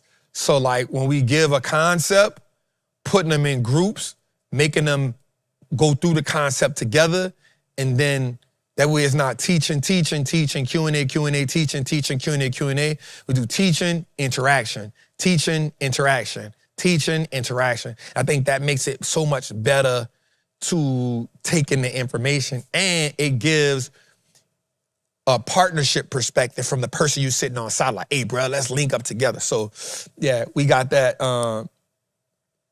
Let's go a little further, man. Let's go. All right, so let's get to the recession. Damn, we just on the recession portfolio? God damn, Jose. You can tell Jose back because I do not be on time. All he care about is keep going. All right, let's look at the recession portfolio. So, nope, let's not start with that one. Let's start with AEIS or something like that. Let's start with that one. Let's go through the, yep. So we in this company right here, AEIS. They reported earnings. I think after hours right now, if they haven't tanked based on, I don't think they would have though. Yep, so after hours right now, they up $11, 3%. Again, this was one of those ones, and that's something else we're gonna talk about at the in-person, like how to find leaders. I think I talked about that, but I didn't dig into that. So how to find leaders is gonna be really important as we get into the, as we go further into the event this week. Costco, I'm gonna be real with you. This play really pissed me off, and I'm gonna tell you why. Friday, I said something to myself Friday. I said, you know what? I'm about to get out of this Costco play. We was up 10 grand, right? But it's just been pissing me off how it's been moving. And what happens is, if you look at it, let me do something right quick, because it's easy for me to show. Oh, Ben, go to I'm about to pull my screen up right quick. Go to it. I want to show them something. And here's why. I want to show them how my thought process be. Now, again, you got to be willing to have a long-term bias, but I hate when plays turn on me like that, and I can see it happening, and I know what it's fighting against. And I remember when we had the call, I said this a long time ago on a call.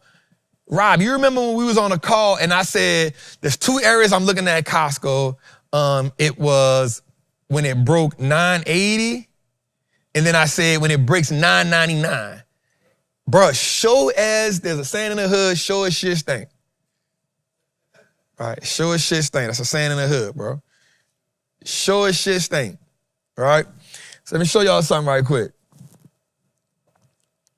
And I'm glad I get to do this right here in real time so I can show my people what's going on. All right, so one of the things that I often look at, and I always tell y'all this, and people don't be listening to me when I say stuff like this, but I always say, look left, right? And if you look left, you'll see what's going on. So I remember we was doing our Zoom call with the people that had the other thing we was doing, and one of the queens asked me about Costco. And I said, man, I like Costco, but I'm waiting to see if it breaks this mark right here, which was like right here, which was, no, it wasn't that mark.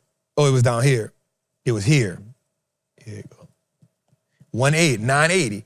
I said, I'm waiting to see it break 980. I said, if it break 980, I'm going on my move. Remember I said that, Rob? It broke the 980. And you notice it broke 980 over here. Let me show you where this candle at. It broke 980 about right here, right? And then it ran up. So we've been in a play for a little minute. It broke the 980, did what I wanted to do. But I remember saying the strongest point would be if it breaks 999. So I was like, if it breaks 1,000, I feel really good because from 1,000, the next play would be 1,066. Now, there is some overhead supply that I would have to go through to get there, but I'm okay with it because it's enough to get me through it. And bruh, Costco did it to me again. The sucker hits the 999. It hits this, what this is, Monday. Gets to it Monday, and then just sells off today. And so, now I'm gonna tell you what's making me mad about it, and I want my people to see it. I've been watching it, and this what made me want to get out of it Monday. So, as we can see, we got Thursday and Friday. It had 2 days where it could have broke the 999 and shot up, and it didn't. It hesitated right there. Then it came Monday, it broke it, and then seller said, hell no. Y'all tripping.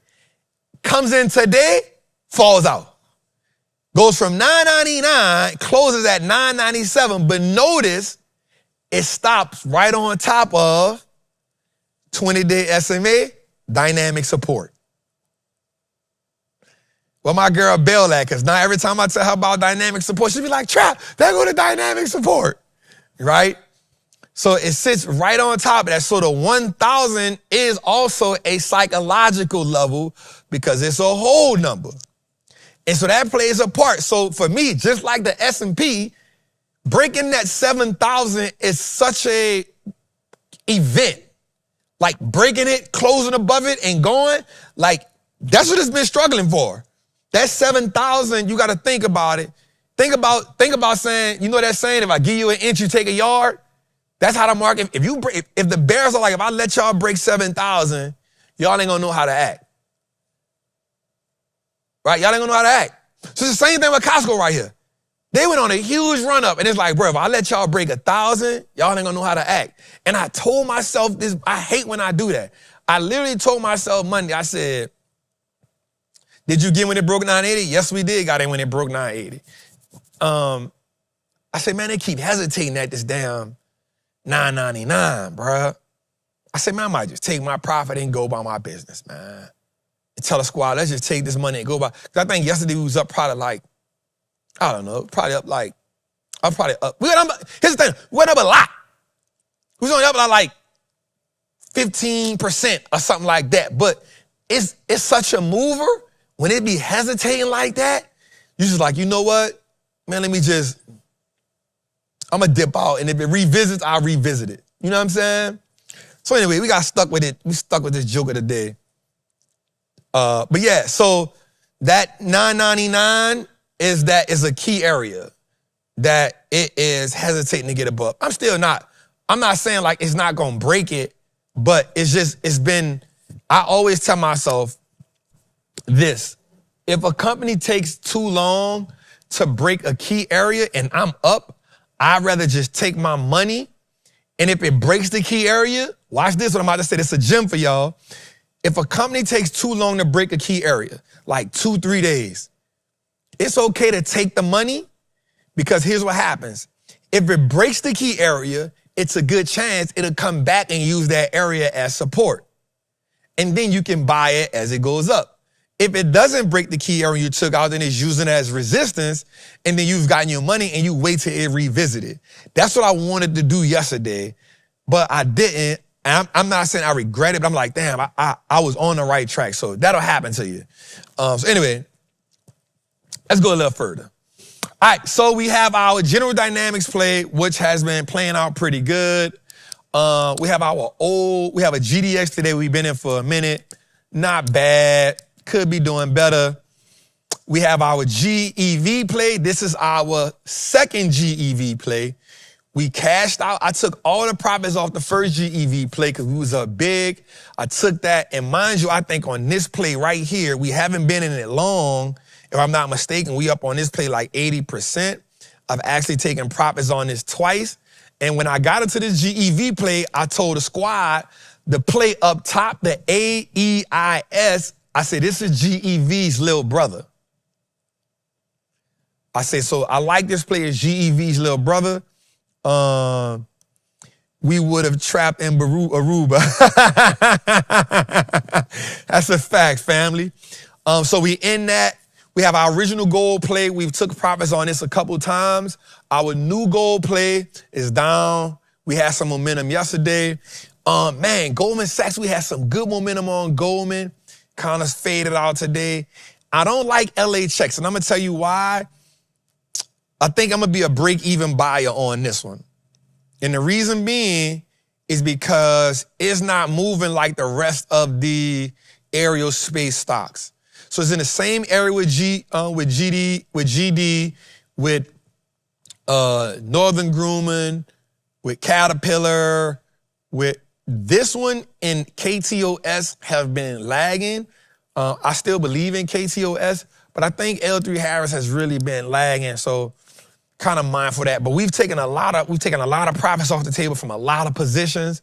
And so I feel good about what we have. Let's go a little further. Yep, so we got the MU. I feel the same way about MU as I feel about SDNK. I think MU, SDNK, WDC, I think they're great companies. I think that memory has had such a run up this year. You just have that hesitation. NVIDIA, as the same play we've been in for forever and a day, just hasn't turned out. Now, I did something Thursday. I did a QQQ put Thursday that did really good. We got in a QQQ put Thursday, did really good. We had a Palantir put Thursday. They both, no, we did them Wednesday.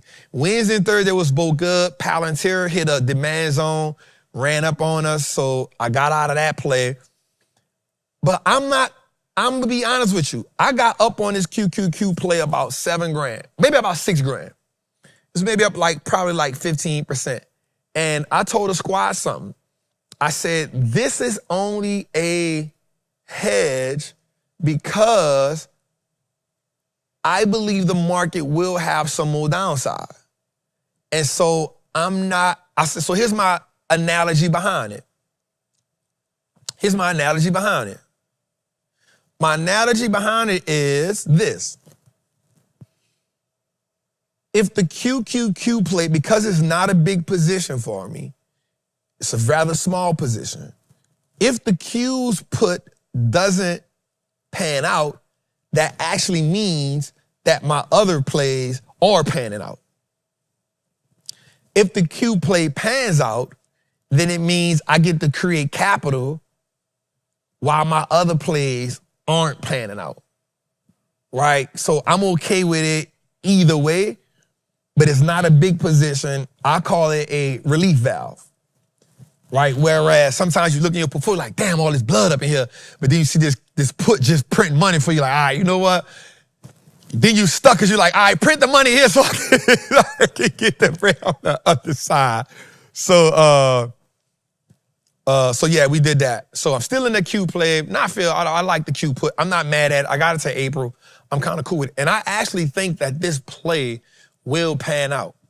I think there's some downside pressure coming that's going to make this Q, and I think this Q play going to pan out for me. But again, it's not big. STX play has just been phenomenal. We up 190% on this play. Let me not lie. The one thing I don't want to do is lie. 'Cause they be like, man, you a damn lie, Trap. So I don't want to lie.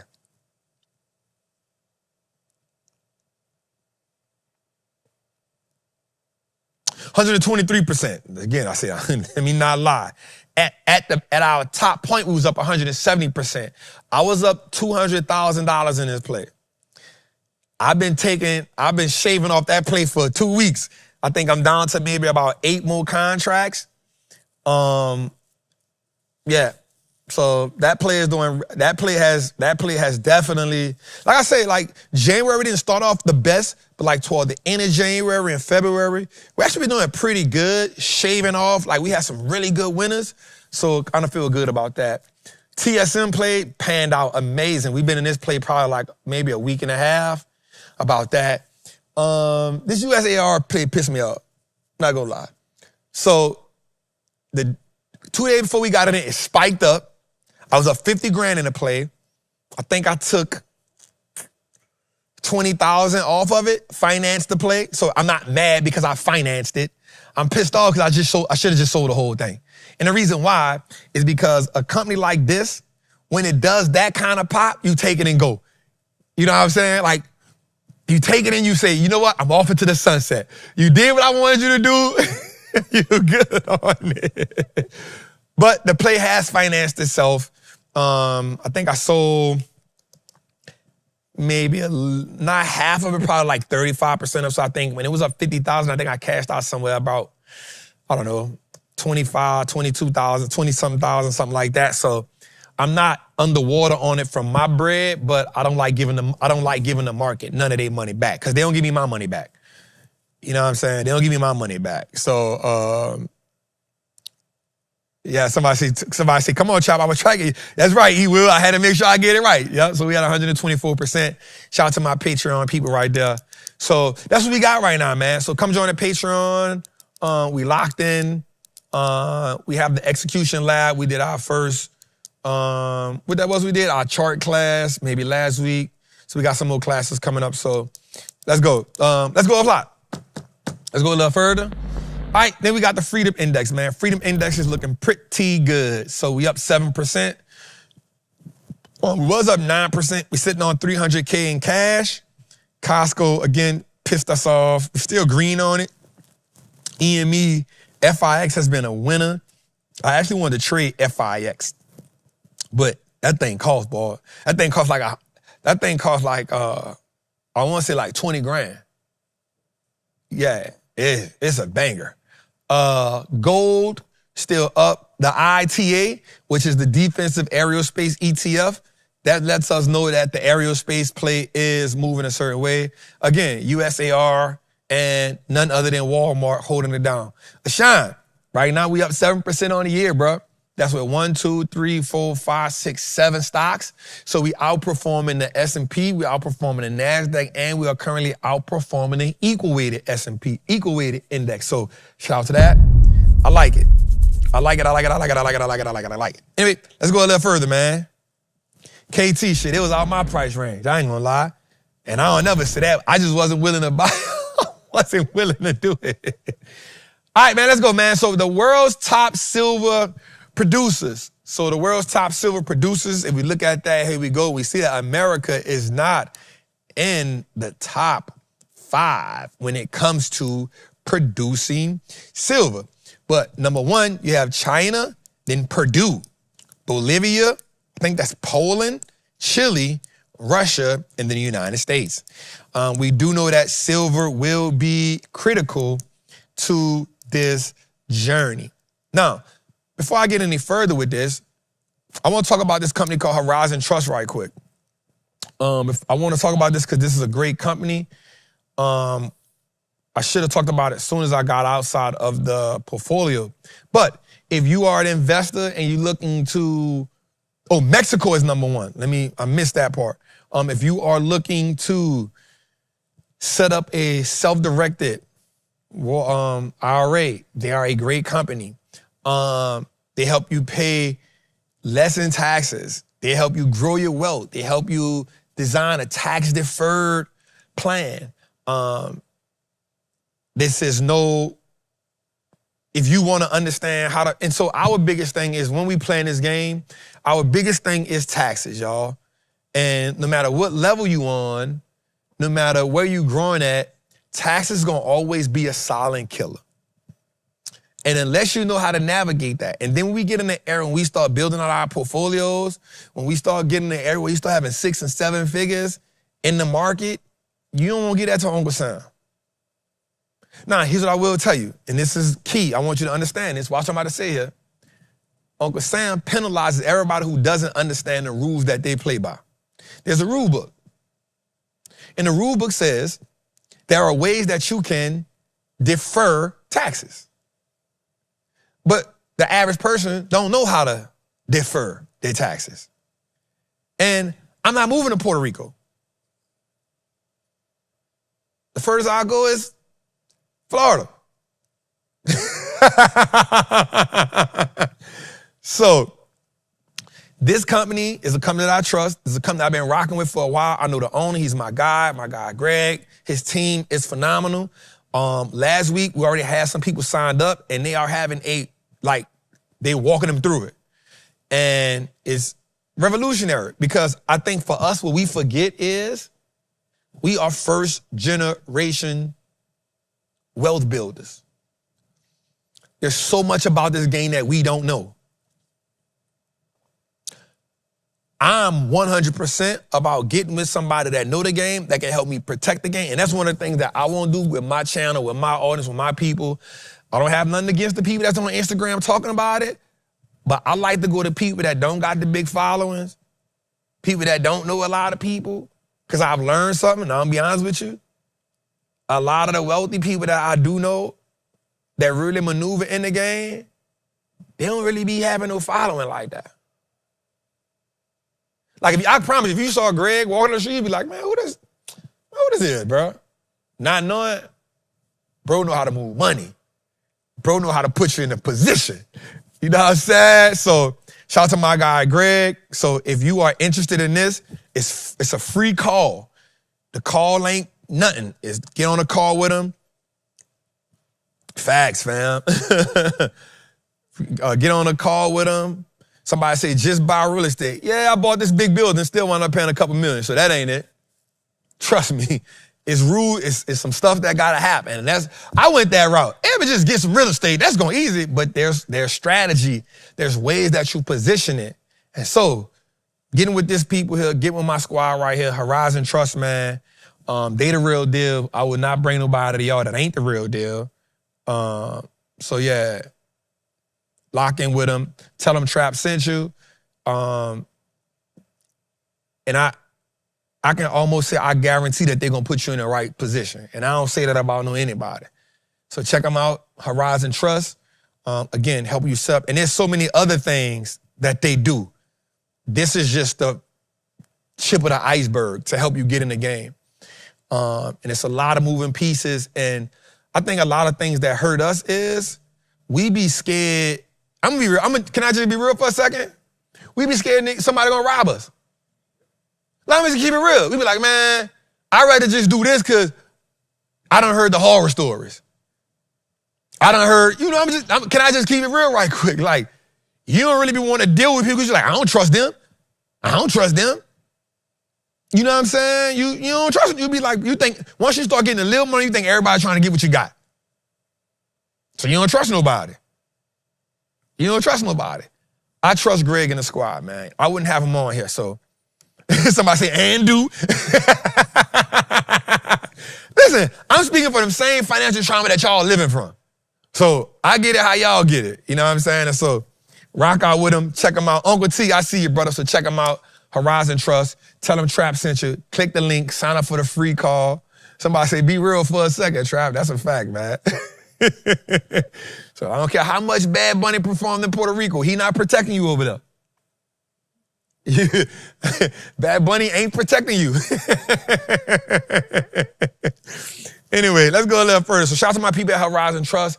Tell them Trap sent you, man. Get on a call with them. The call is free. Let's go. All right, so this is something interesting I heard. So we know, let's go back to the silver right quick. So think about this. Mexico, right, leads global production despite having only 8% of the world's reserves. So we're talking about production here, right? And remember that silver is a byproduct of other things. So now, so you got Mexico, then you got China. I want to say that's Peru, Bolivia, Poland, Chile, Russia, then the U.S. All right, so that's one thing. And this shows us how these are critical for where we're going at. Let's go a little further. All right, let's go a little further. Right now, I saw this and this was interesting. So Burkina Faso strikes gold and a strategy to match. So gold isn't just buried in the ground, it's in the numbers. In 2025, Burkina Faso's gold sector hit an all-time high production, reaching about 94 tons, the most that the country has ever produced in a single year. That milestone didn't happen by accident. It came as part of a mining reforms designed to increase domestic stakes in extraction and tighten oversight and capture more value from one of the West Africa's richest mineral resources, which is gold, which we all know that anyway, right? From policy to production, this is a moment where economic strategy and natural wealth meet, and results were historic. Now, here's the thing I like about this. I gotta salute this king, because he ain't really turning this company around. First, he kicked the Europeans out. And so now we see like them going through it because now he's done some amazing things over there. From tomato plants. I didn't know how much tomatoes they produce. Mangoes, tomatoes. Now he's like, yo, we doing this with gold. And I truly think that this 100%, watch what I'm about to say here. This is going to be interesting when I say here. So we know that there was, nope, I'm not going to say that. If other African countries, let me say that again. If other African leaders follow this, we could see a surge in what's happening on the African continent.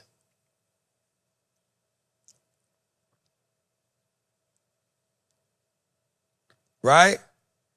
I think that he is showing something that we haven't seen probably since Gaddafi.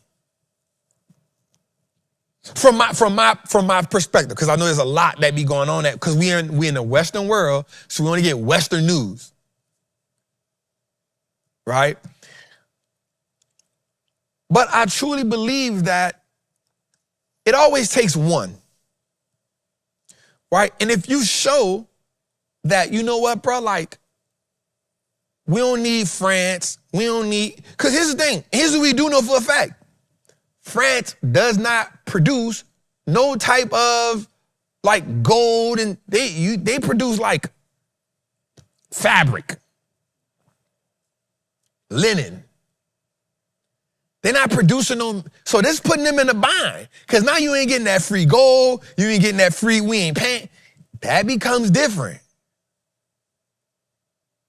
I'm not going to speak that, what y'all saying in the comments, because I'm not going to speak that on nobody. All right, y'all tripping. And I think he's leading in the way. I like his leadership style, right? He's not even taking the money that, now I'm going to tell you what that's going to do. I'm going to tell you something. When you lead this type of way, ooh, somebody say Patrice Lumumba. I studied that man so much, man. I learned about Patrice Lumumba by studying Malcolm X and Che Guevara. Yeah, Patrice, and George Jackson. Right? Huh? Oh, Patrice was young with the, yeah. Patrice was with that. On some liberation. So what happens in this situation is you're going to expose the greedy, and you're going to expose the moral, people who have moral conscience, right? So when you look at this and you say, hey, if we can get out, now he does have some other countries that's following his lead. They're like, hey, we kicking y'all out. They've even got some of the countries that's kicked Americans out. They're like, hey, check this out. You won't do this? Hey, we don't even need y'all like that. So they rocking on him. So I salute this king. I see what he's doing. I love the resurgence and what he's doing. And I hope that other African continents follow. Countries, I'm sorry, because y'all gonna email, nigga, give me the country, nigga. I would speak. I hope that other African countries follow what he's doing, because this can be a resurgence, because Africa has so many rare things that literally a lot of countries we need to go to Africa and get. Like, Africa can coexist without us. Right? They can coexist without us. So salute to this king, and I like it. Let's go a little further, man. All right, so China has taken the lead over the U.S. and the world in 10 major industries: steel, robotics, drones, automobiles, shipbuilding, trade, high-speed rails, nuclear power, rare earth mineral, and solar power. So we see that China is moving. Now, again, I've said this a million times. We are watching a chess game being played. Right? We're watching the chess game being played, and we're watching the country position itself. As an American, you don't want America to fall. Again, I keep saying that. You don't want to be in America where America is not the big dog. That ain't the America you want to live in. But we do have some advantages in a lot of places as well. But we do see China playing a long game. And watch this.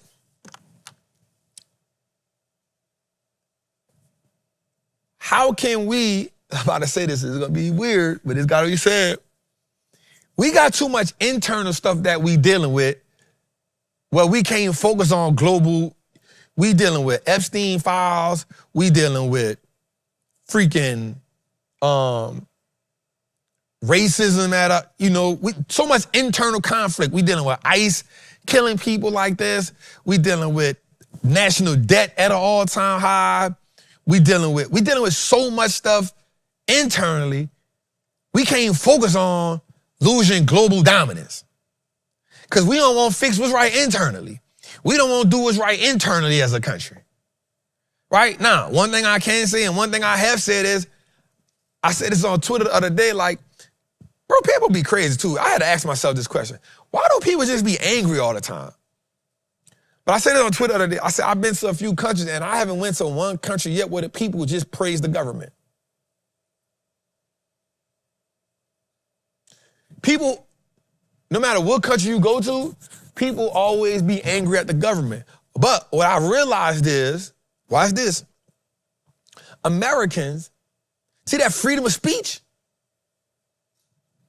Boy, that freedom of speech is a mug, boy. Because when I was in China, you can't say nothing about the government. You can't speak on that government. You can't speak on that government. Korea, you can't speak on that government. Japan, you can't speak on that government. So when we be praising them countries, just know when you go there, that freedom of speech that you love so much, when you go over there, Dubai, what? Ain't no freedom over there. Saudi Arabia, what? Yep. Say that again. Huh? Say what? Post what on your social media? Maybe not. What you said? Who? You don't like who? Oh, all right. I thought you said something. You better scroll. Go on dance. Go dance. As a matter of fact, we control that too. Well, I just be saying to people, like, when you in America, you be praising these countries, but I promise you, when you go over there, it ain't what you gonna come right back. You can't do all that. So it's a give and a curse. It's a give and a curse. Right? You get to complain about everything. Over there, you don't get to complain. You don't get to complain in China. It's my way or the highway. America gives us so much liberty. Liberty. You get it's my right. You get this is the First Amendment. Ain't no amendment over. No First Amendment over here. I don't like what you said. Off with his tongue. Chop his tongue off. For what? You spoke on the government. I didn't even know it. That's your fault, not mine. Off it. Now you like roach off people on the stairs. Now you like roach off people under the stairs. Right? Now you ain't got no fingers because you stealing. You get to steal over here, it's a misdemeanor. You steal over there, your whole arm gone. There's a big difference. First time offender, probation. First time offender, no hand. You choose. Bro, it's different rules, bro. You feel me? Rules. You choose. You choose. So, just to go a little further, I'm saying, so China has, before I get into that, I just want to say that, again, we got so much internal conflict, and that's one of the things I'm going to say that I don't like with America, bro. Like, I'm going to be honest with you, bro. Like, again, I've never ran a country before. I have a hard time running my goddamn business. All right? Listen, some days I think I got it. Some days I feel like I don't know what the hell I'm doing. All right? I can only imagine what it's like to run a goddamn country. Right? But what I will say is, America has potential to be the most phenomenal country in the world. The problem is, from my perspective, there's a lot of problems. The country is led by greed. So through greed, I'm gonna be honest with you, I don't think capitalism is bad. Let me just say that. Because without capitalism, you got the stock market. Capitalism allows you to start from nothing, get where you want to go at. You can't do that in China. You can't do that in Abu Dhabi. You can't do that in Dubai. Like, if you born poor, it's a good chance you're gonna stay poor forever. Right? A lot of countries are like that. Now, what I will say is,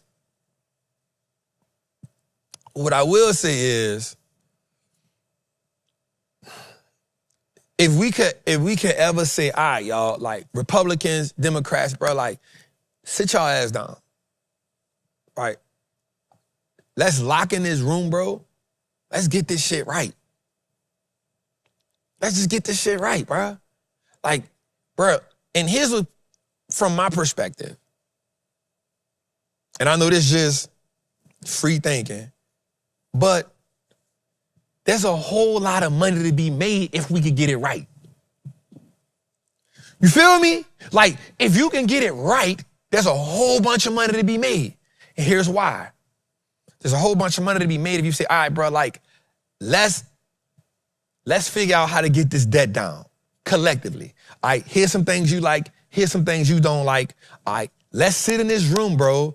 Let's get this goddamn debt down, because if we don't get this 38 trillion down, guess what, bro? All our descendants gonna be eating French fried rice. I mean, sure fried rice, all right though. But yeah. You feel me? If we don't get this right, we gonna be eating lo mein. Chicken wings with the hair still. Come on, lo mein. We getting the chicken from Taiwan. Right? We gotta get it right. Right? And all you gotta do is look back and say, hey, bro, look at the other countries that got it wrong. We have an opportunity as the United States of America to get it right. Also, bruh, we in 2026. Let's sit the stupid ass racism shit to the side. Listen, bruh, them black people spend some money. And let's just be real, they built this bitch. So you guys have truthful conversations. But guess what? Let's put we got some people in their culture that do the thing right. Here's what people don't realize. I don't gotta like you to do business with you, but I gotta respect you. If I don't respect you, it's hard to do business with you. So let's gain some respect. And the easiest way to respect somebody is to acknowledge what they've done. That's the easy way to gain respect for somebody. It's easy to not respect somebody when you don't acknowledge what they've done right. Right? So let's just say, all right, bro, check this out. We know our people's on some whatever, but let's put that to the side, bro, because if we don't get this right, bro, China gonna punish us. And that's the thing that I don't like. We got somebody in office, bro, that does more dividing than he does bringing together. Now, I'm not even gonna be here to say that Barack was the best president that ever hit the world. I'm not gonna do that. But what I will say is about Barack is, from an intellectual perspective, he represented America well. He was charismatic, he had high intellect, and he didn't ramble off at the mouth. He didn't insult like people. He didn't have Twitter fingers. Right? He didn't take everything that was going on in America to social media. Right? And not even Barack. I can even say like George Bush. That Bush administration, right? I don't like what they did, but they, you know what I'm saying? The way you do stuff. I think that's what, you need a leader that's gonna lead, and it can't just be, we gonna make money. We gonna make money. Bro, what's good if the money if we not the big dog? The reason why the American dollar is powerful is because you the big dog. Well, you not the big dog no more, so that's what you gotta get good at. You can't, everything come out your mouth can't be I. That ain't a sign of good leadership. Right? That's one thing, even me. I don't never say I. I'm always like the squad. We, us. I try to highlight my people for what they doing. That's good leadership. So if I had again, I'm not perfect. Again, I'm gonna say this again. I ain't never ran no goddamn country before. So I have no idea what that pressure is like on that. But what I can say is, bro, like you can't be in office 1 year and your net worth done increase $4 billion and the dollar is tanking. Your son network up 150 million, your other son's network up a bunch of million. And watch this, I'm all for nepotism. Mm-hmm. That's one of the key components of capitalism. I'm all for getting yours, but I'm all for nepotism, but at the same time, bruh, yours ain't worth nothing if we fail as a country. That's the pastor pulling up in the Rolls Royce. You feel me? And the church congregation can't pay rent. Yep. So that's like my issue. I truly believe that America is, you gotta think about it, bro. This year America makes 250 years old. This year, 1776 to 2026. This year, America makes 250 years old. Bro, to think about the power that America has at such a young age is phenomenal. When it comes to, what we have from Google to Facebook to NVIDIA, bro, you got companies that lead the world and stuff. Even when we put up, China is now taking the lead in 10 major industries. Guess what? America is in the lead in probably another 8 major industries, right? That headline is one way. So there's a lot of things that America lead in. I just feel that there's so much, and here's the thing. You have a president that divides us more than brings us together. So now, if you say the name Trump, you getting hit from two sides. Black people saying you love him. Some people saying you shouldn't have that. You should have a president that says, you know what? I might don't agree with everything bro doing, but he running this bitch. Because you can never please everybody. Right? But when you can bring people together, the shit you got going on with ICE, bro, you got to stop that. That ain't working. That ain't working the way you think it's working. Innocent people getting killed at the hands of some hooligans. We can't do that. Because we got bigger issues. Not saying the death, we got bigger issues than we also got to realize, watch this, and I'm just about to be 100% real, watch this. Their ass off. I did iron working, bro, and I did a whole bunch of stuff, bro. I'm gonna promise you this. Them Hispanic people, they make you want work. Because you know for a fact, they gonna get to it. Rain sleeve show, and they not arguing. So, they can't take your job if you working. All the Hispanics is taking it. They can't take your job if you working. You know the people whose job they taking? The ones who America has made lazy. You want to sit down, you want to get unemployment, You want to plain. get good, you don't want work. So they gonna take your job. Yep. And I don't care what nobody say. It's the same thing. It's no different. Watch this. This is just realistic. It's no different than when slaves was in America. Watch this. And the upper class whites told the lower class whites, hey, them blacks is taking your job. They not taking your job. They creating job for themselves. They taking your job because you think because of your skin, you supposed to just be getting something. Yep. So you think because you an American that you just supposed to be getting something.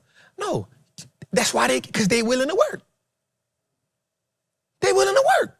They willing to, born in America, you realize that, I'm gonna just say this and I'm gonna just be real. I'm not gonna say you lazy, but you entitled. It's a difference. Right there. Now, entitlement can cause laziness because you have an expectation that something is supposed to be given to you.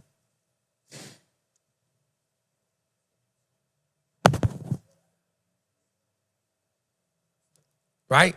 So just tell them leave and come back out. You have an expectation that something is supposed to be given to you. And when you feel like that, you know what happens? People take your job.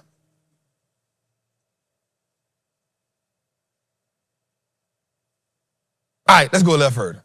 That's my rant for the day on that. Let's go. China hits the brakes on Treasury. China has told domestic banks to stop adding and begin reducing exposure to U.S. Treasuries. This removes a steady source of foreign demand for U.S. government debt. Lower internal demand for Treasuries can push yields higher and increase borrowing costs over time. China is playing a game. So, Donald Trump, you got to stop saying that me and President Xi have this great relationship. You don't. You don't. Bro, I'm about to say something that people not gonna like.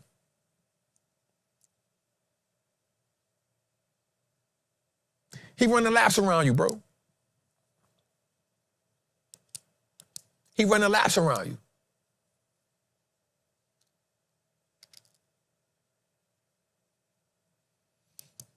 He running laps around you. And I'm gonna tell you why. Because he make you play defense so much. And again, you gotta worry about the shit that you did. You worry about all this other stuff instead of worrying about how to navigate the country in the right way.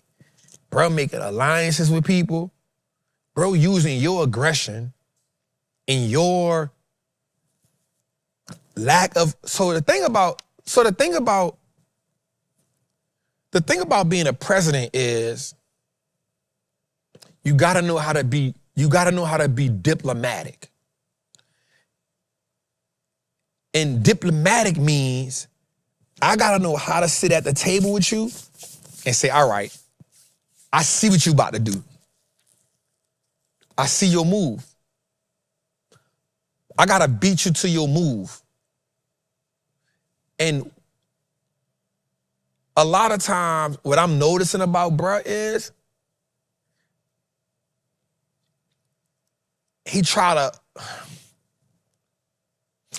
bully ball everybody. Now, don't get me wrong. I truly believe there's a time for force and there's a time for finesse. I think he's gotten the force part right sometime, but he fails horrible at the finesse part. And the finesse part is when you go to other countries and say, hey, check this out. Let's do this. Let's broker this deal into this. Because you are a superpower. And you have a lot that you can bring to the world. You have a lot of resources. You have a lot of military. You have a lot of protection. You isolate in America instead of weaving us into other people's economy. And you know what I'm saying? And I think that's the big, and you can't always be willing to say, I'm gonna make the American people pay for it now and we'll be better later. Because we sinking over here, partner. We sinking. How do we know we sinking? Consumer debt is at an all-time high. Credit card debt is at an all-time high. People being behind mortgages is at an all-time high. People being late on bills 30 to 40 days at a time is all-time high. And now all we got is the stock market to save us. And guess what? When too many of us get into that, it's time to get up out of that for a second until it can fall down and crash. And right now, guess what? American participants in the stock market is at an all-time high. That means, if I'm right, and I've used this metric a lot of times, anytime American participant in the market is at an all-time high like this, we're headed for not a recession, but we're headed for some type of flash crash because it needs to shake somebody out.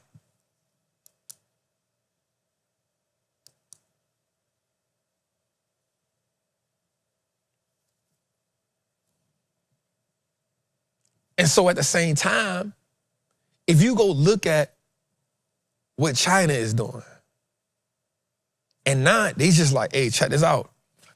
All he's saying is that the type of person you want to be in business with?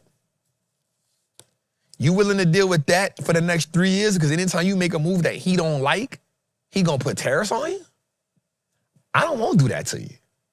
Now, I'm not saying he cold-blooded. I'm just saying the way he is positioned in his country. Now, if you go to China, I promise you, they ain't feeling everything he do either. But guess what's not stopping over there? Business. Business ain't stopping over there. And we saw that for the tariffs last time. When the tariffs first hit last year, you should have seen how China adjusted. They went to exposing everybody. Hey, Louis Vuitton get their stuff from here, such and such get their stuff from here, and then you go to China, you see everybody, you're like, oh, they really do business. So, I truly believe it. I don't think we're gonna go into a recession like everybody's saying, but I truly believe we're gonna have a flash crash that's gonna hit us for about anywhere between 5 to 10 to 12%. It's gonna shake some people out. It's gonna shake a lot of people out. Because the only way, watch this, the only way to shake greed is massive fear. Because if you don't shake fear, you don't shake greed with massive fear, everybody gonna keep buying a dip. So they know right now, all right, you buying a dip, let me see how much dip you gonna buy.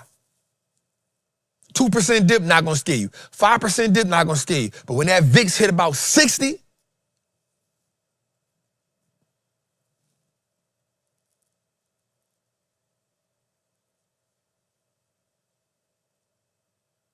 big change right there. Let's go a little further, man. How y'all feeling in the chat, man? How y'all feeling in the chat? All right, so Bitcoin bull or eagle. So I saw this and it was interesting, right?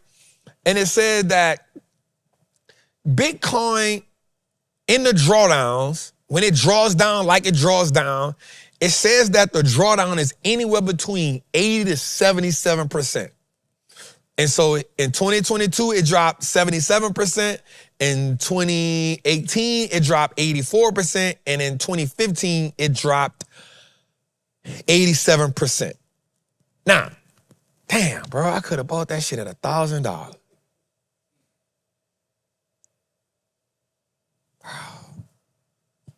Didn't you share your man post?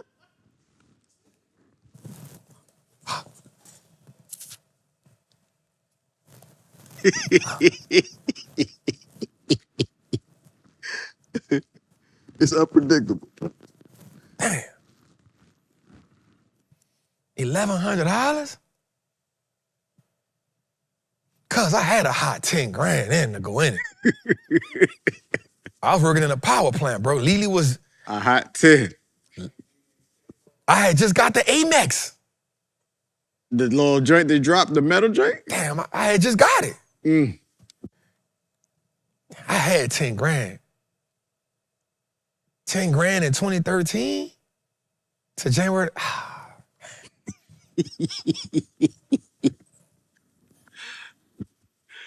That's the thing about the future, bro. You don't see it. Yeah. Hindsight 2020. You probably would have spent some of that. You would have came off of that too when it went up. You probably No, because I had the investor mindset. So I just didn't, I'm gonna be real with you. I just didn't believe it like that in 2015. If I'm just being 100% real with you, like I was like, what? Bro, crypto, man, get out of here, bro. Because I knew some people that use crypto for some other stuff that I ain't gonna say about and all that, right?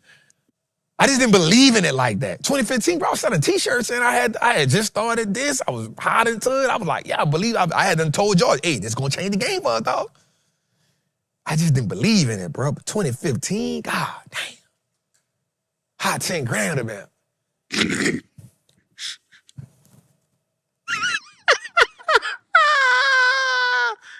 Damn, God. 2015, a hot 10 grand at 1,000 something. That thing hit at 126. Man, we multi-millionaire. Mm-hmm. Damn. Multi before I die. Shit, make 2015, I was fresh out the trap too. Damn. Shit. Heal, my nigga, God, please heal, heal my nigga's heart, oh Lord. Damn. Hey, bro, you look at it like that. You like, God, hey. Anyway, here we go. So when I saw that, I was like, all right, that's interesting. So let's go a little further. Now, this is not my expertise field. I'm just looking at the patterns. And I saw this and I was just want to see, is there legitimacy behind it? And I saw the chart pattern, I was like, damn. So it said, this was some ranges that it went in. 364 days, and then it had like 1,070 days. That was those patterns in each one of those. And I said to myself, damn, like, that's interesting in that pattern and in that phase adjustment, how that looks. And basically what it's saying is that it is on par. Now, I'm not the crypto expert, but I pay attention to it because I own it. If you believe in it, I believe in it as far as it being the future. I believe at some point, we all gonna be on a crypto standard at some point. But today is at 69,000 right now. Now, go back one more. Go back. Now, think about this. Think about this.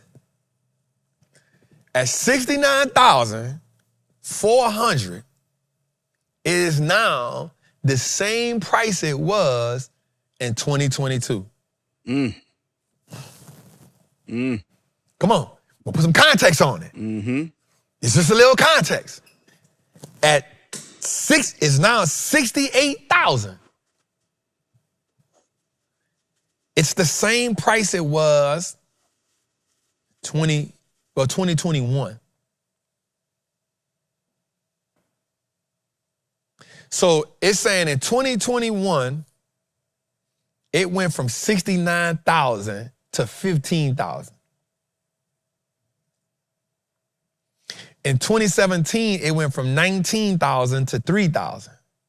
And in 2015, it went from, go back.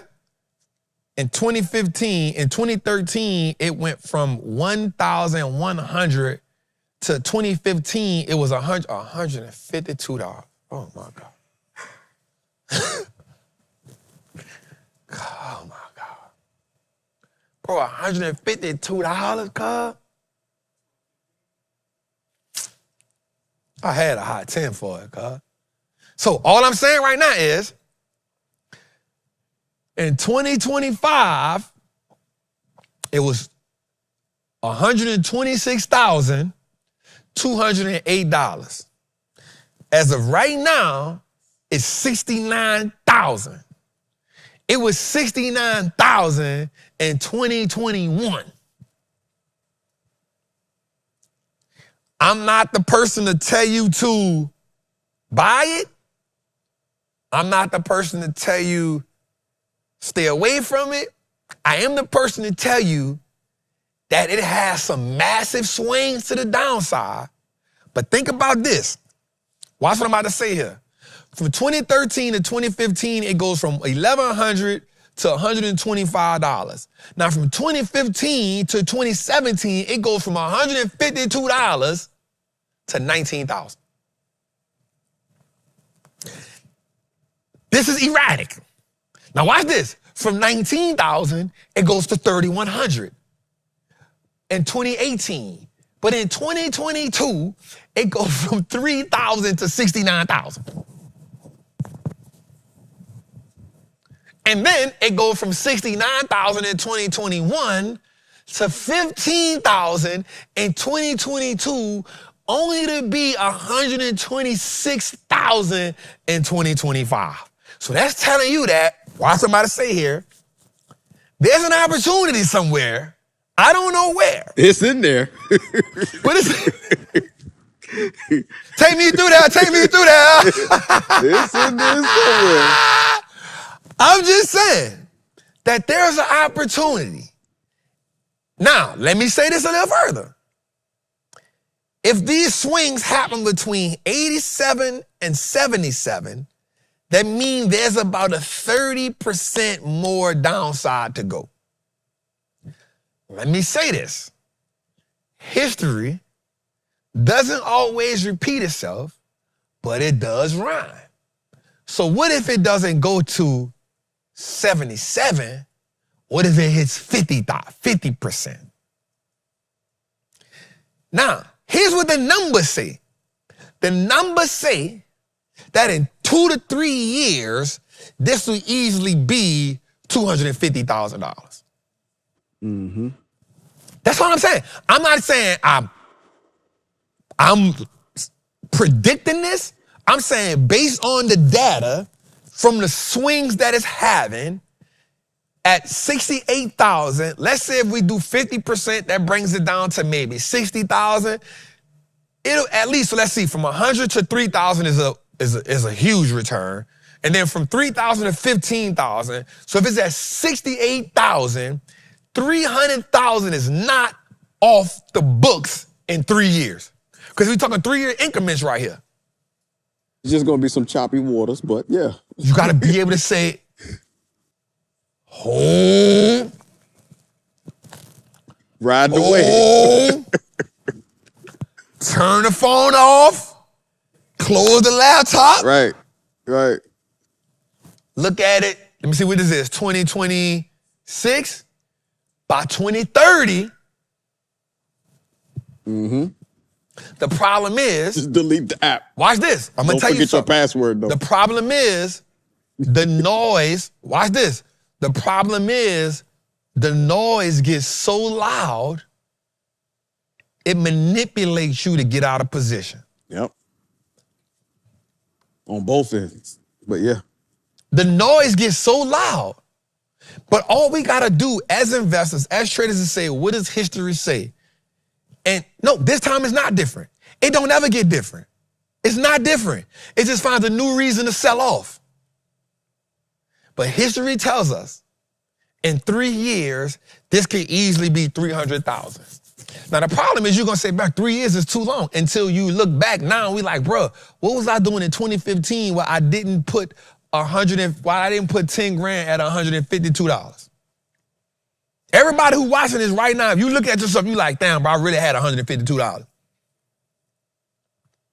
Even if you went from $152 to 19, because ain't no selling you gonna hold it all the way to 126,000. But if you went from $152 to 19,000, you got your money's worth. And then let's say you sold off, and then you say, you know what? It's at 3,100. I got 3,100. So let's say you put another 10 grand in, and you go from 3,100 to 69,000. You got your money's worth.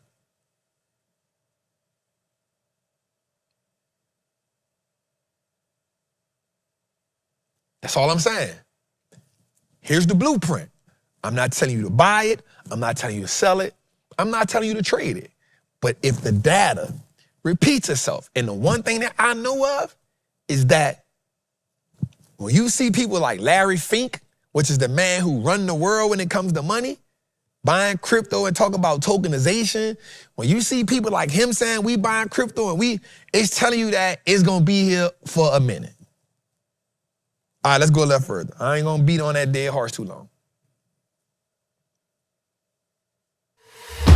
All my crypto, I gave y'all some shine. I gave y'all some shine.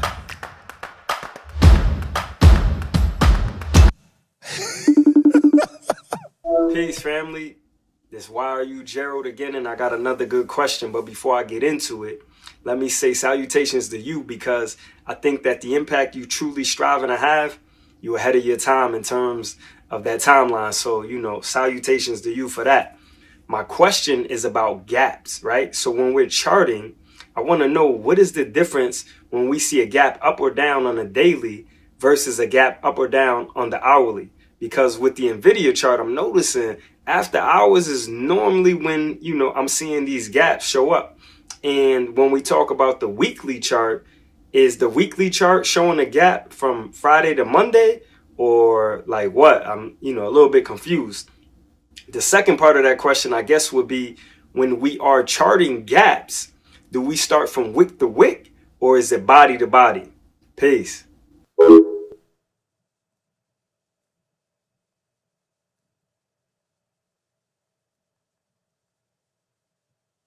I just wanted to make sure I wrote the question down. Salute to you, King. I appreciate the energy, appreciate the salutations. I appreciate your vibe, bruh. Thank you for rocking the hat. That definitely means a lot to the squad. So let's start off with the first thing. So when you're charting, are you going wick to wick and body to body? So that depends on what you're looking at. So a wick is representation of either buyers rejecting or sellers rejecting, which becomes a place where you have stop losses at. So if you have a wick kind of at the bottom, that can be a form of support depending on where it's at. Or it can be an inclination that, hey, this is a key area, like you see multiple wicks. And don't think of it as an individual number, think of it as an area. So if you see multiple wicks in the same area, then that tells you that that zone is a key area of interest, not a specific dollar amount. I mean, like you might see a wick at 180, you might see a wick at 175, you see another one at 181, and they're all in that same area down there. So that can be an area of interest, not just a specific number per se. So when you're charting, I love that Rob had said this one time when we was in one of the classes. He said the most important area on the candle is the close. Right? And I love when he said that to the squad, because when you remember, bullish candles close at the top, bearish candles close at the bottom, and everything in between is just information for us to digest. Right? And so the most important part is where to close. So when you're charting, you're asking yourself a simple question. So for instance, say you're drawing a trend line, then your trend line may be from how many parts of this trend line touches this candle. Well, if you have a candle that doesn't have a wick on it, are you going to disregard that candle? No, because then it touches a wick on one candle and the body on another candle. So that plays a part. If you're looking at overhead supply, then this wick may be a rejection of price trying to go higher. So it's showing us where it rejected at an all-time high at, and then sellers rejected it. So if you're looking at it from a bottom perspective, these wicks could actually be a demand zone, another key area. So it's not so much as going wick to wick or body to body. It's what are you looking for in your thesis that tells the story. So are you looking for support? Well, these wicks could tell you something. Are you looking for resistance? These wicks could be key areas for you. They can be inclinations of what's called liquidity sweeps, is where the market hit a key zone. They knew people had stop losses right there. They took their money and ran the other way. So there's so many things that a wick could represent. It depends on what you're looking for when you look at a chart, right? So you go in the chart and say, yo, I'm looking for liquidity sweeps because that's a key area of instrument where I want to get in. Well, those wicks you're gonna look for an area that has what's the word I want to say here? A cluster of wicks right there, like a neighborhood of wicks right there. That lets you know that, hey, they sweeping right here. You know what I'm saying? So that's going to be valuable to you. And if you're looking for an area of supply, well, it may not be a specific candle, but you may see a bunch of candles red and green that have upper wicks. Well, guess what that's telling you? If they all in the same area, hey, this is a supply zone. So now you're looking for supply and demand.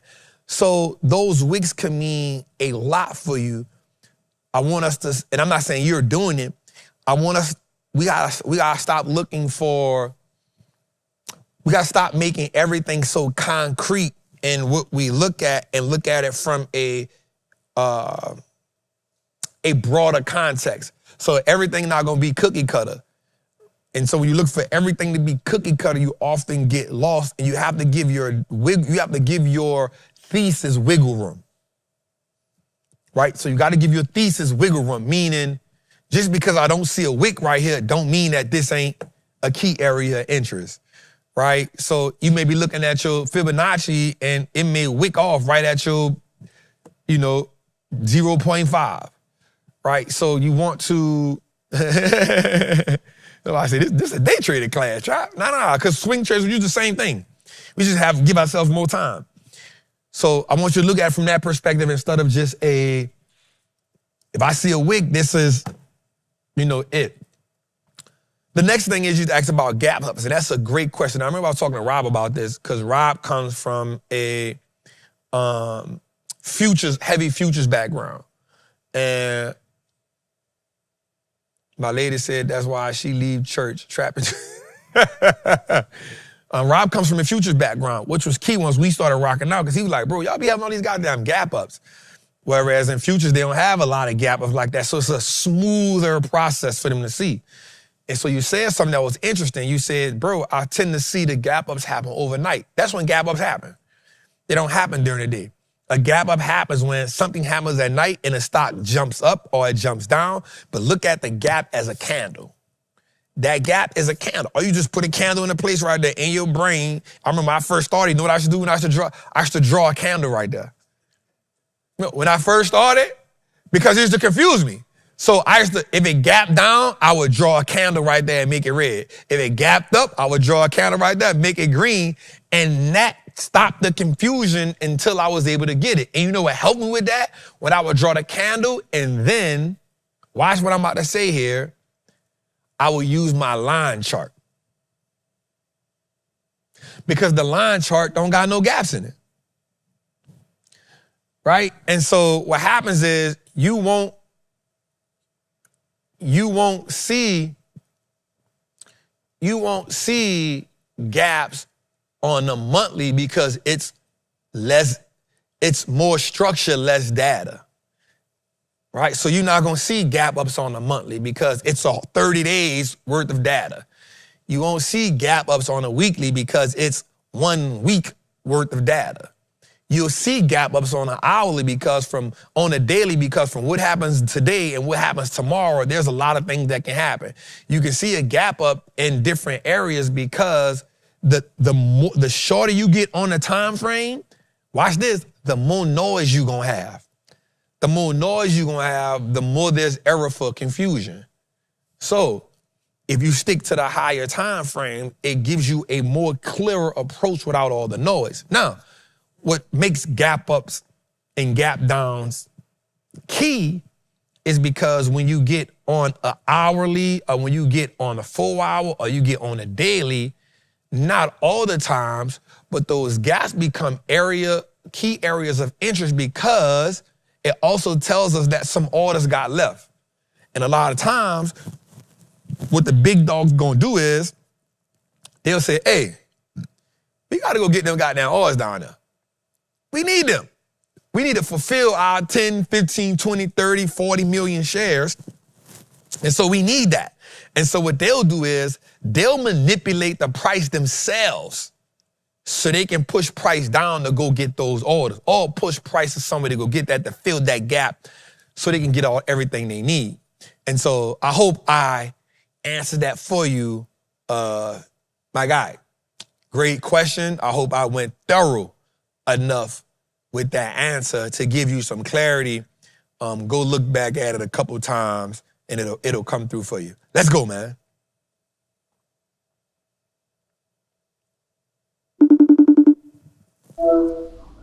Yo, what's good, Trap? I'm new to the Patreon and I want to know What resources did you use to learn market structure and to read the charts?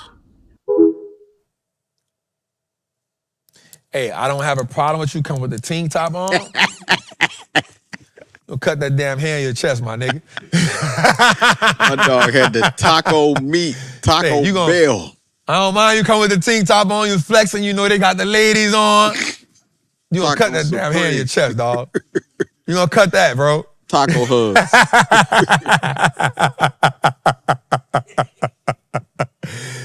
You gonna cut that hair, bro. My God. So one of my favorite books of all time, this is not me promoting it, is The Art and Science of Technical Analysis, man. I've always said that I think that is a phenomenal book. I think it's a good book. I think you just have to be willing. You know, the problem that I have is that a lot of time we don't like reading because we won't get straight to the money. And I'll tell you something, and I'm gonna be honest with you. Ain't nothing gonna teach you the market like the market. Ain't nothing gonna teach the market like the market. But The Art and Science of Technical Analysis was a great book for me to actually learn market structure. And I ain't gonna lie, shit, me and Rob was banging out a lot. I gotta give my dog that. Like, he was in the futures market, and I remember I just learned a lot from him in the futures market, but I knew I didn't want to trade futures. And so a lot of stuff that we did, you know, I was just going back and forth, and I would do that. But then, you know, even Rob would tell you, like, bro, I was obsessed with it. You know what I'm saying? I was obsessed with it. And I remember him telling me, like, damn, bro, you learned that shit that fast, bro? Like, God damn, dog. So I think The Art and Science of Technical Analysis was a great one for me. Now, I'm going to say something that a lot of people are not going to agree with. I think if you are a trader, so I don't believe in the smart money concepts. Not saying that they don't work. I just think that when you go smart money concepts and then you trying to learn this, I think if you learn market structure 101, then you'll realize that a lot of smart money concepts and ICT stuff, not nothing against it, is repackaged and given another name. So I just think if you learn certain stuff, you know, like, you'll be looking for a fair value gap, you'll be looking for an order block, you'll be looking for that. And at the same time, I'm just like, bro, just give me market structure. Higher highs, higher lows, lower highs, lower lows, liquidity sweeps. I understand it. Breaker structure, I'm good. You learn price action, you all right. I think a lot of time, and again, there's nothing wrong with those things.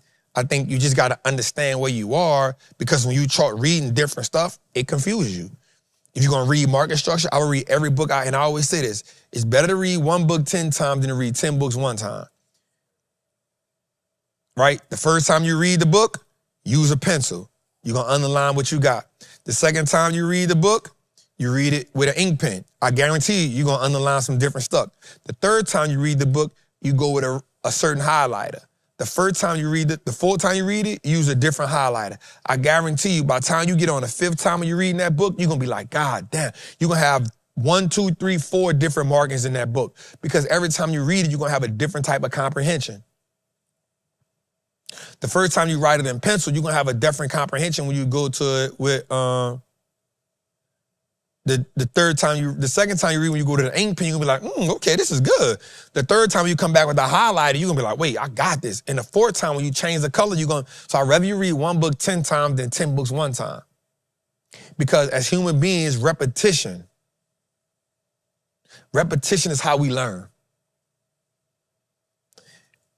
And for some reason, we want to be the best trader in the world 6 months in.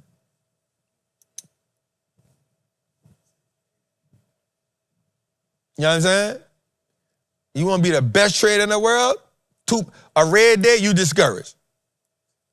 You lost $1,000, man, this ain't for me.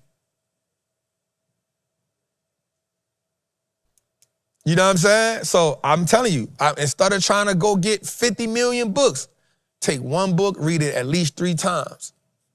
You know, one book 10 times is better than 10 books one time. Because if you go read 5 books back to back to back about trading, I can promise you, you're going to get confused. You're going to get confused. And the reason why you get confused is because you're learning a new language. So even before you get price action, I personally believe you learn market structure. Because if you learn market structure before price action, then now you understand the different ways in which the market moves, which is why coming to the in-person first trade event, we spend a lot of time on market structure and then we go to price action.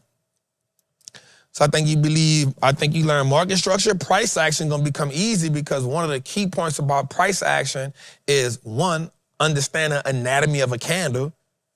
Once you understand the anatomy of the candle, then two, you start understanding the certain patterns that candles make. Now, here's what a lot of people gonna mess up at. They're gonna go out there and try to memorize patterns when that ain't the right thing to do. If you understand market structure and then watch somebody tell you, if you just put time in on learning market structure, I promise you, patterns gonna just pop up in your head. It's gonna pop up. Because if you start learning the anatomy of a candle and then you start understanding what does wicks mean, so now you know the anatomy of a candle and then you know why upper wicks and lower wicks, what they represent, then now you're gonna start, stuff's just gonna start popping up. You're gonna just start, oh, there go a double top, boom, I know what that do. Up, there go a head and shoulders, I know what that's about to do. Up, there goes an inverted head and shoulders, I know what the hell that mean. There go an ascending triangle, I know what that mean.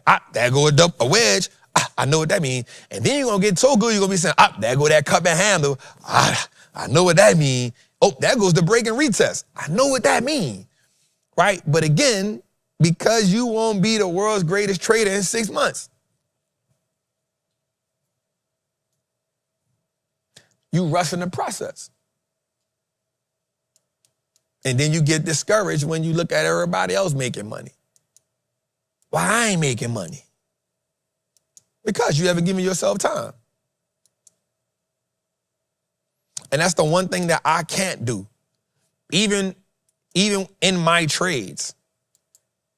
Even like I still take losses, bro. I'm never like, I'm not it, but can we consistently make money? Yes.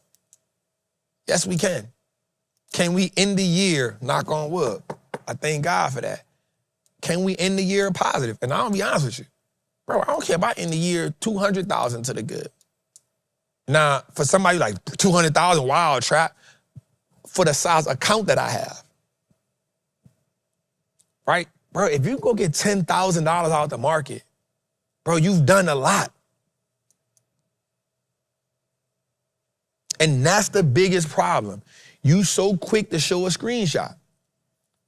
Now, I tell my people in the Patreon, show these screenshots because your screenshots show new people that it's possible. Your turn coming. That's why I think it's important for the group to show the screenshots because it motivates the people like, damn, all right, cool. And you never know what your screenshot shows somebody who they may have taken one of my trades or two of their trades, or they maybe got in two trades that didn't go right. They're like, damn, bro, that's cold-blooded. Well, that screenshot, hey, bro, like I love what Long Lee be saying all the time. He be like, hey, bro, check this out. I've been rocking with trap for this many years. This how it changed my life. Have we endured some downturns? Hell yeah. I respect Bane. Bane put something in the other day. He said, boy, in April, I got my ass up. I had to go to Japan for a couple of weeks and come back. You know what I'm saying? I respect that. I did shit. It hit me for 1.5. Lord knows I had to recoup. But you still end the year up 900,000, right? It's just like the Bitcoin situation. Like you can't let an ass whooping right now keep you from being victorious in the end, right? But you letting one round in a 12-round fight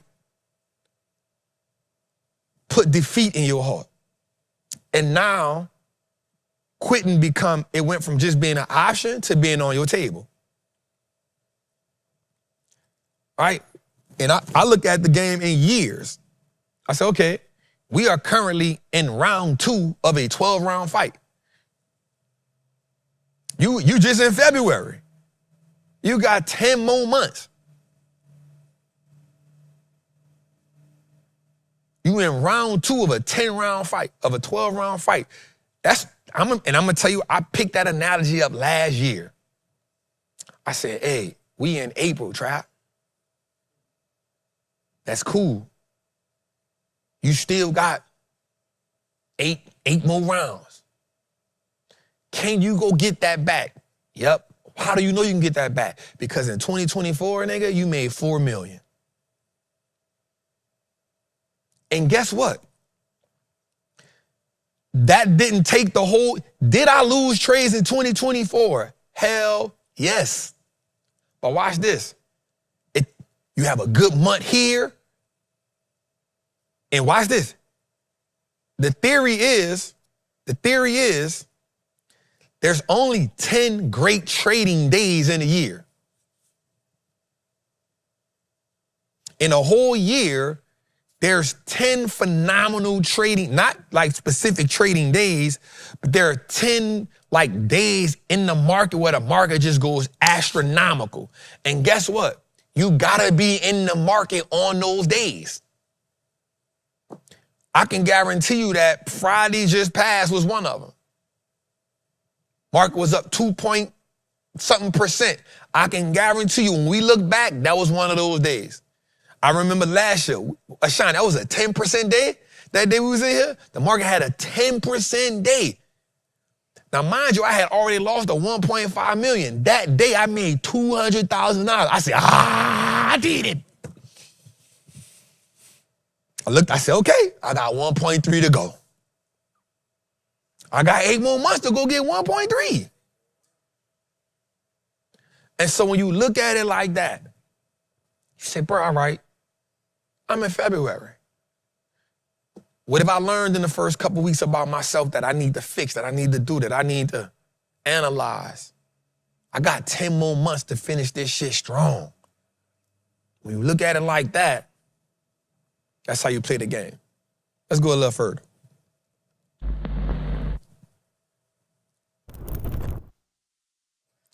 All right, so the McKissacks.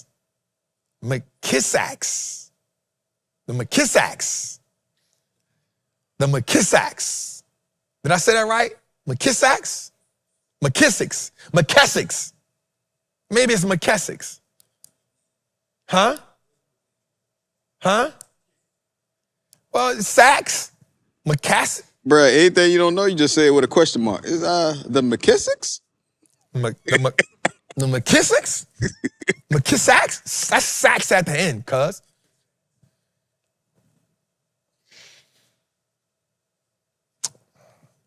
The MKs. Shout out to the royal family. KT said, come on, Trap, bro. Man, listen. I be trying my best here, bro. All right, let's get to it. So the McKessacks, oh wait, it's two? The McKessick and McKessick is an American design, program, management, and construction firm based in New York. It's the oldest black-owned architect and construction company in the United States. The firm was founded in 1905 in Nashville, Tennessee by Moses McKessick, the grandson and enslaved person brought to the United States from West Africa to put work making bricks. Moses III became an accomplished carpenter and eventually teamed up with his brother Kevin McKessick to found the company. Over its 120-year history, the company has completed over 6,000 public and private funded planning, design, and construction projects. Let's go. The McKessick story begins in West Africa with a man named Moses McKessick I. Skilled in ironworking and building, he was enslaved and brought to America. Even while stripped of freedom, his skill could not be stolen. Video. Start over. McKessick. Nah, it ain't George talking about, ain't no, yeah, McKessick. All right, that's all I want to hear. The McKessick story begins in West Africa with a man named Moses McKessick I. Skilled in ironworking and building, he was enslaved and brought to America. Even while stripped of freedom, his skill could not be stolen. Like many enslaved Africans, Moses carried with him knowledge that would eventually transform into generational power. He worked in Tennessee, passing down those building skills to his son Moses II after emancipation. By the early 1900s, The third generation was ready. Moses McKissick III and his brother Calvin stepped forward, founding McKissick & McKissick in 1905 in Nashville, Tennessee. At the time, segregation and racism made it nearly impossible for black professionals to succeed. But in 1922, Moses McKissick III made history by becoming one of the first licensed black architects in the South. Their firm quickly became essential to black progress. They designed schools for African American children when white architects would not. They built churches where black families could worship freely. They helped institutions like Fisk University and Tuskegee Institute expand, educating future leaders of the black community. They built courthouses, hospitals, and public buildings that stood as proof. Each building was a declaration that black America would not be erased. By the mid-20th century, McKissick & McKissick had grown into one of the largest black-owned architecture and construction firms in the country. They weren't just building structures, they were building careers, opening doors for other African Americans who had long been excluded from the field. Today, that legacy continues with Cheryl McKissick Daniel, the great-great-granddaughter of Moses I. She leads McKissick & McKissick from New York City, overseeing billion-dollar projects. Under her leadership, the firm has worked on the Smithsonian National Museum of African American History and Culture, the LaGuardia Airport renovation, and the expansion of Penn Station in New York. Cheryl often says she carries her ancestors with her into every boardroom and construction site. She is proof that what began as survival has transformed into unmatched excellence.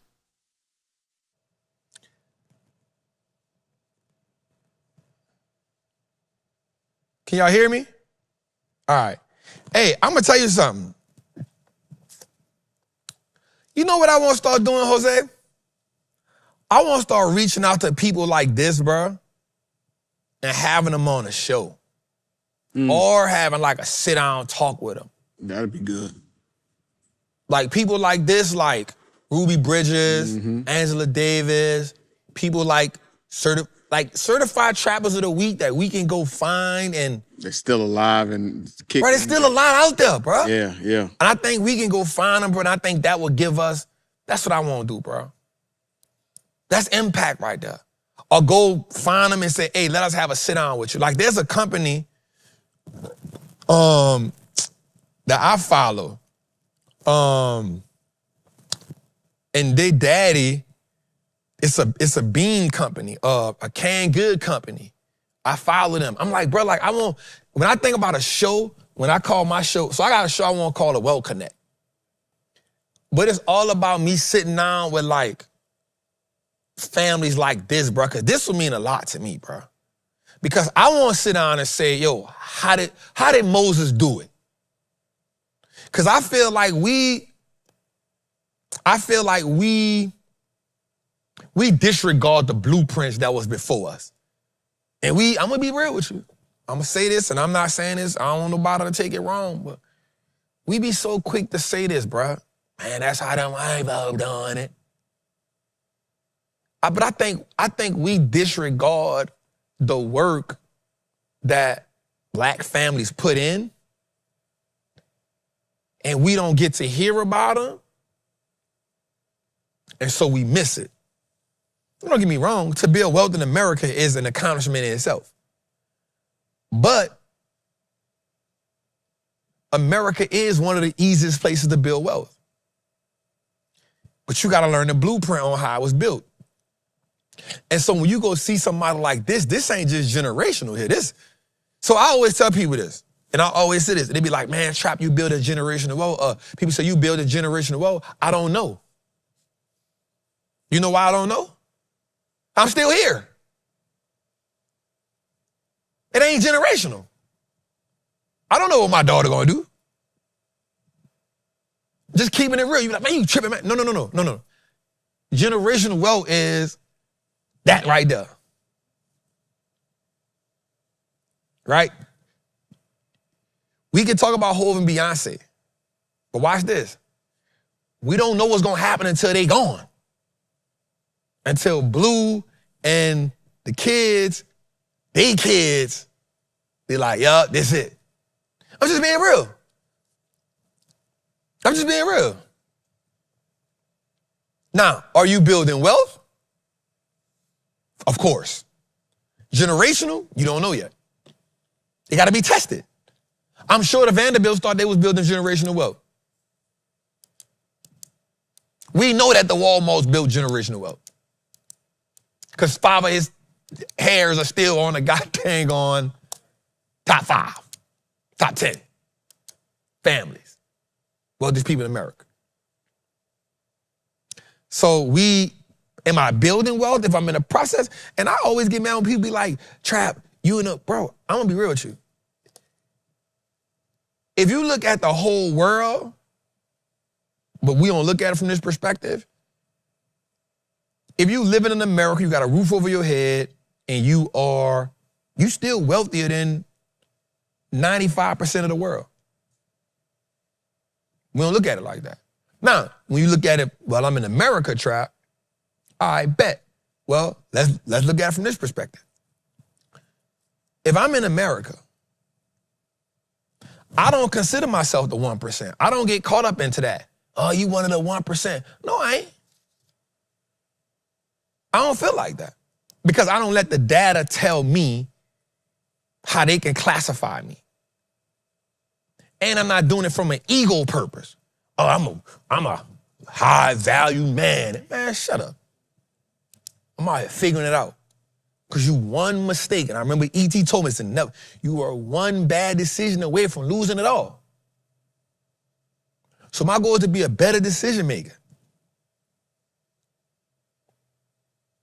So what I want to do is I want to go find the families and the people who have built wealth generationally and say, hey, would you mind having an interview with me? Because I want to sit down and I want to bring this to my audience. Now, you don't got to tell me everything, but I would love. That's what we working on. That's powerful right there. That's powerful. Yeah. I want to do culture changing stuff, bro. Yeah. Like, we don't even know about this family. You don't want to mess up again. I know too much about them right now. George gonna get on you. Let's go. I just need George to say he was wrong. I'm good. I don't gotta mess it up because George said he was wrong. Let's go, man. All right, so the Mag 7 are about to drop over $700 billion in 2026. That's Apple, Microsoft, Nvidia, Google, Amazon, Meta, Tesla, pouring capital into AI data centers, advanced chips, cloud infrastructure, and automation and robotics. Now, here's what I'm gonna say about that.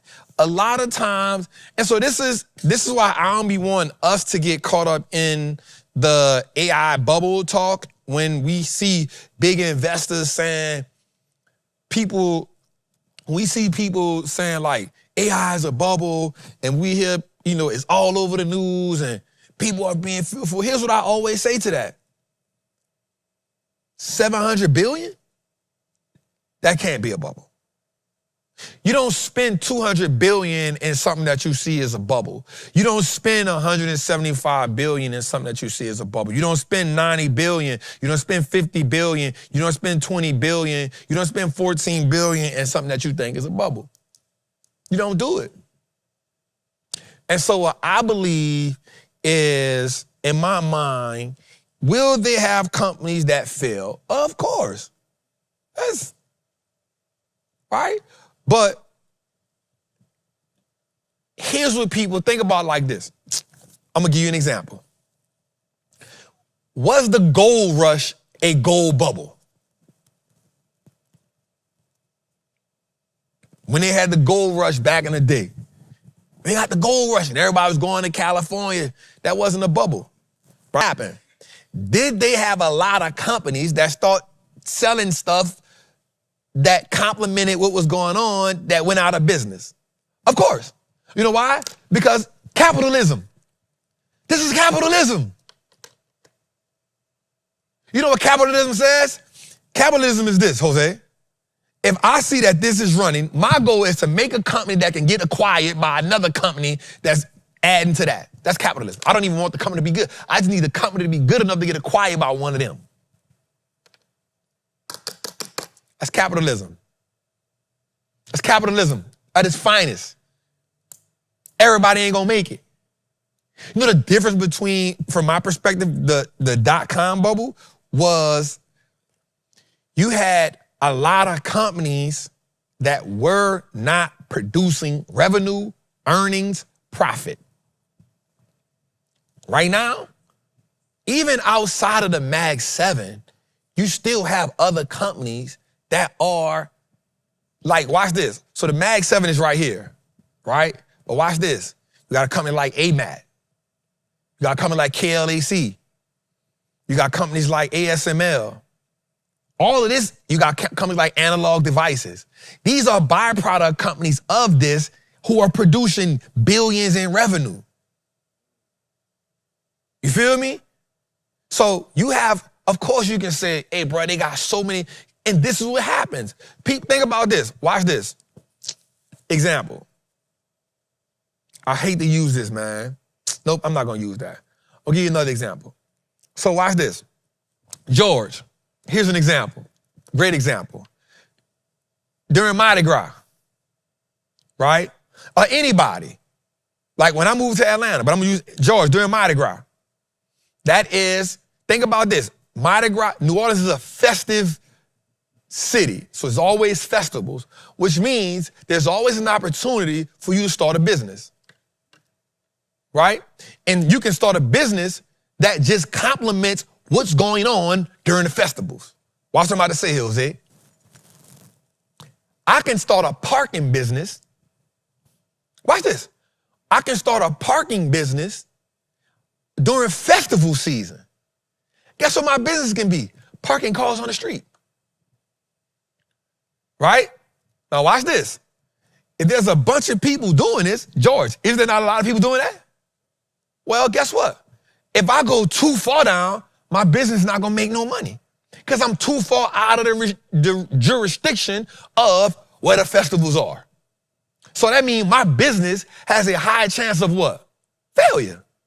But the closer I am and the closer I am to the impact of where the festival is, I got a higher chance of what?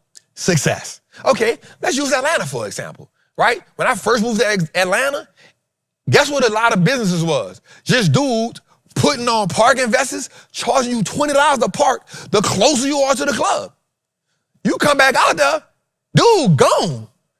You just hope your car ain't got broken. But he was smart enough to barricade this area to get about 10, 15 cars in it. He made him a hot 250 to 300. He gone. Yep, had cones and everything. He gone. Guess what that is? Capitalism. It's an opportunity for me to create a business. Now, guess what? If I'm a mile away from the club, my business may not do good. But does that stop me from trying? And we all know one thing. You roll around a club a couple blocks, you're like, damn, that's a little far. And they got somebody out there like, hey, I'm 17 blocks away from the club, $10. Mm-hmm. You only fail when you quit. Right or wrong? You feel me? Now, does his business have a high level of success? Hell no. Can he get a couple of customers? He probably can. But who gonna fail first? Him or them? Probably him. Mm-hmm. Mm-hmm. But is there demand for parking? Of course there is. How do we know there's demand? Because the club whole parking area is sold out. The person next to the club who was fortunate enough to get the spot next to the club, he sold out. And guess what? All the dudes who created the business in the vicinity of the club, they sold out. He was just late to the party. But he still had what? Parking lot dreams. That's capitalism. That's capitalism. That's all this AI thing is, bro. There are some companies that's going, because they close to it. These are the big dogs. We know they not going to fail, but what's the companies that real close to it? Okay, Mike MU is real close to it. KSML, ASML, real close to it. SNDK, real close to it. Okay, let's go another step further. Okay, Analog Devices, real close to it. AMAT, real close to it. Okay, let's go a little bit further out a little more. What was a little further out a little more, Trap? Cadence Designs, real close to it. Go to your small cap. Go to your mid cap. Real close to it. Let's go a little further out, Trap. How far we gonna go? What about the startups coming? Well, how far off are they? They a mile away from the club.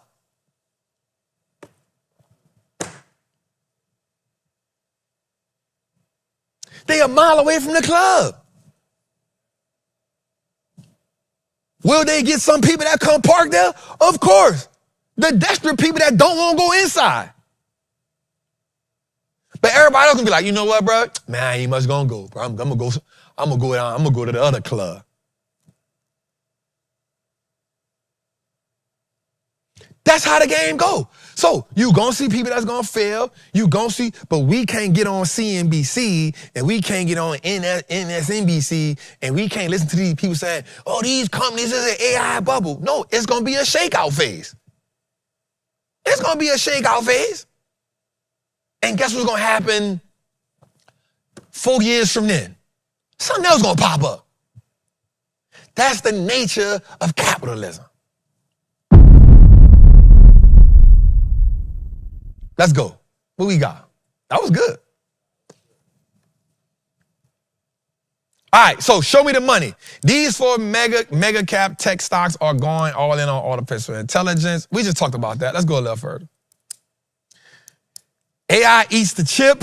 The data centers are hogging the memory market. So data center demand for memory chips is set to reshape the global semiconductor market, with forecasts indicating that facilities could consume nearly 70% of all memory produced worldwide by 2026, driven largely by artificial intelligence workloads that require vast amounts of RAM and high bandwidth memory. This shift is pushing manufacturers to prioritize servers and data center hardware, reducing availability for consumer products such as cars, smartphones, laptops, televisions, and underscoring how AI is becoming a powerful force influencing hardware supply chains, costs, and everyday electronics. This is not a bubble. Memory chip prices have surged, driving a vast divide between winners and losers in the stock market, and investors don't see any end in sight. From Nintendo to Apple, suppliers are seeing their shares slump on concerns about profits, but memory chip producers are soaring to unprecedented heights. To put that in perspective, a Bloomberg gauge of consumer electronics makers is down 10% since the end of September. Meanwhile, a group of memory makers, including Samsung, has surged roughly 160%. The question now is how much is priced in. Analysts are now assessing which firms can best weather this squeeze by locking in their chip supplies, raising their prices, or redesigning to use less memory. Memory chip shortages and prices are being mentioned frequently in earnings calls and company reports, and investors are hearing the alarm bells. All of this is coming, of course, at the time of unprecedented AI spending, which is compounding concerns about chip shortages. The massive build-out of AI infrastructure by companies like Amazon has also shifted the focus for manufacturing capacity towards high bandwidth memory and away from that used in traditional consumer electronics. This has led to what some are calling a super cycle, breaking the usual boom to bust patterns of memory supply and demand. Come on, man.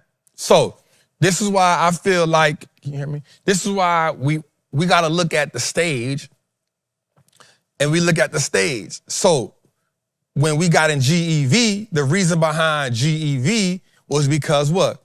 Energy. The reason why I got in AEIS is because I said, hey, this is GEV's little brother, right? And so for me as an investor and as a trader, you got to position yourself for where things are, where they're going. What is a leader? So you want to trade leaders? You want to trade not laggards. So one of the things that we mess up at is we look for laggards and be like, oh, I can get this cheap. I'm looking for it to run up. No, don't do that. Whereas the leaders, watch somebody say now, the laggards are where you find discounts to buy and hold. The leaders is what you trade. Oh my God. Oh my God. Come on, man. The laggards is where you find your buy and holds because they on discounts. The leaders are what you trade. Now, the thing about the leaders is you got to be mindful because the leaders going to lead, but the leaders going to also have pullbacks. And then when you get in markets like this, they might rotate a little bit for a little minute because the leader done ran up a little bit. You got to be willing to say, I'm going to take that L and I ain't tripping. I'm going to go somewhere else. Because leaders lead until the market says we need to rotate a little somewhere else because, watch this, we made a lot of money right here. Let's take these profits to pivot over here. And all you got to do is say, all right, cool. I'm not stuck on this. I'm cool. I'm going to cut you off and I'm going to see where y'all positioning that next.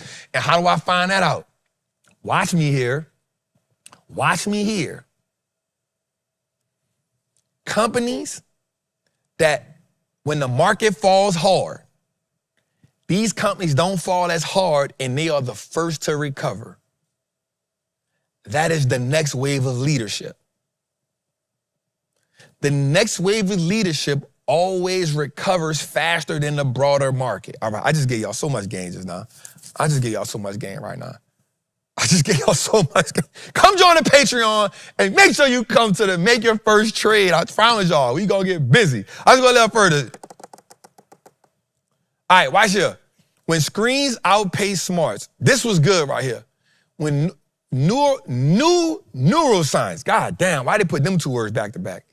New neuroscience findings suggest Gen Z may be the first modern generation to score lower on standardized tests than the one before it. Reversing the long-term flying effect, Dr. Jared Cooney, Harvard, suggests that Gen Z underperformed in attention, memory, literacy, numeracy, executive function, and general IQ, despite being more confident in their abilities.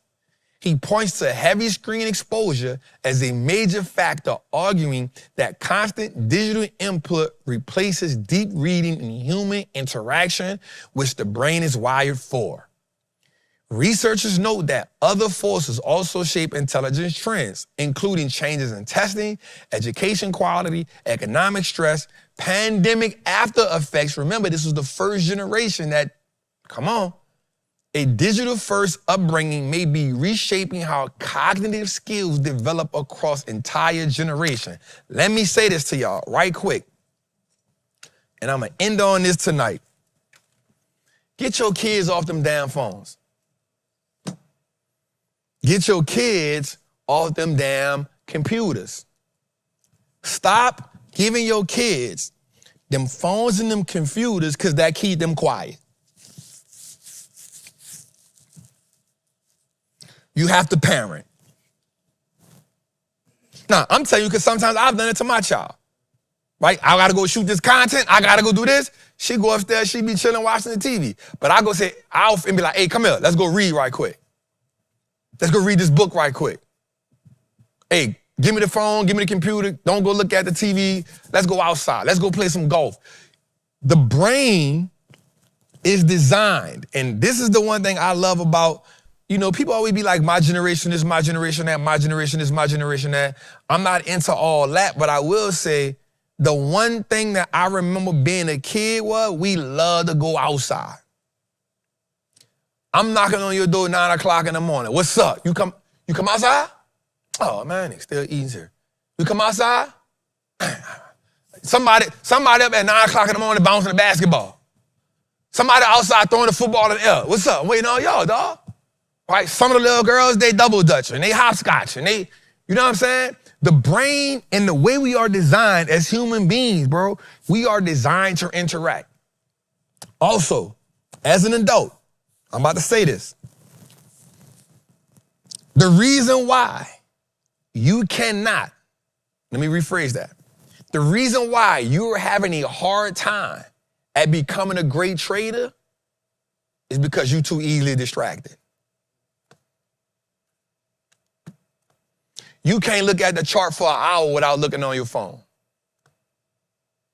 You can't read a trading book for an hour without checking your phone or checking your messages or checking your emails or switching that thought to go doing something else. And the reason being, you need to do what's called deep work.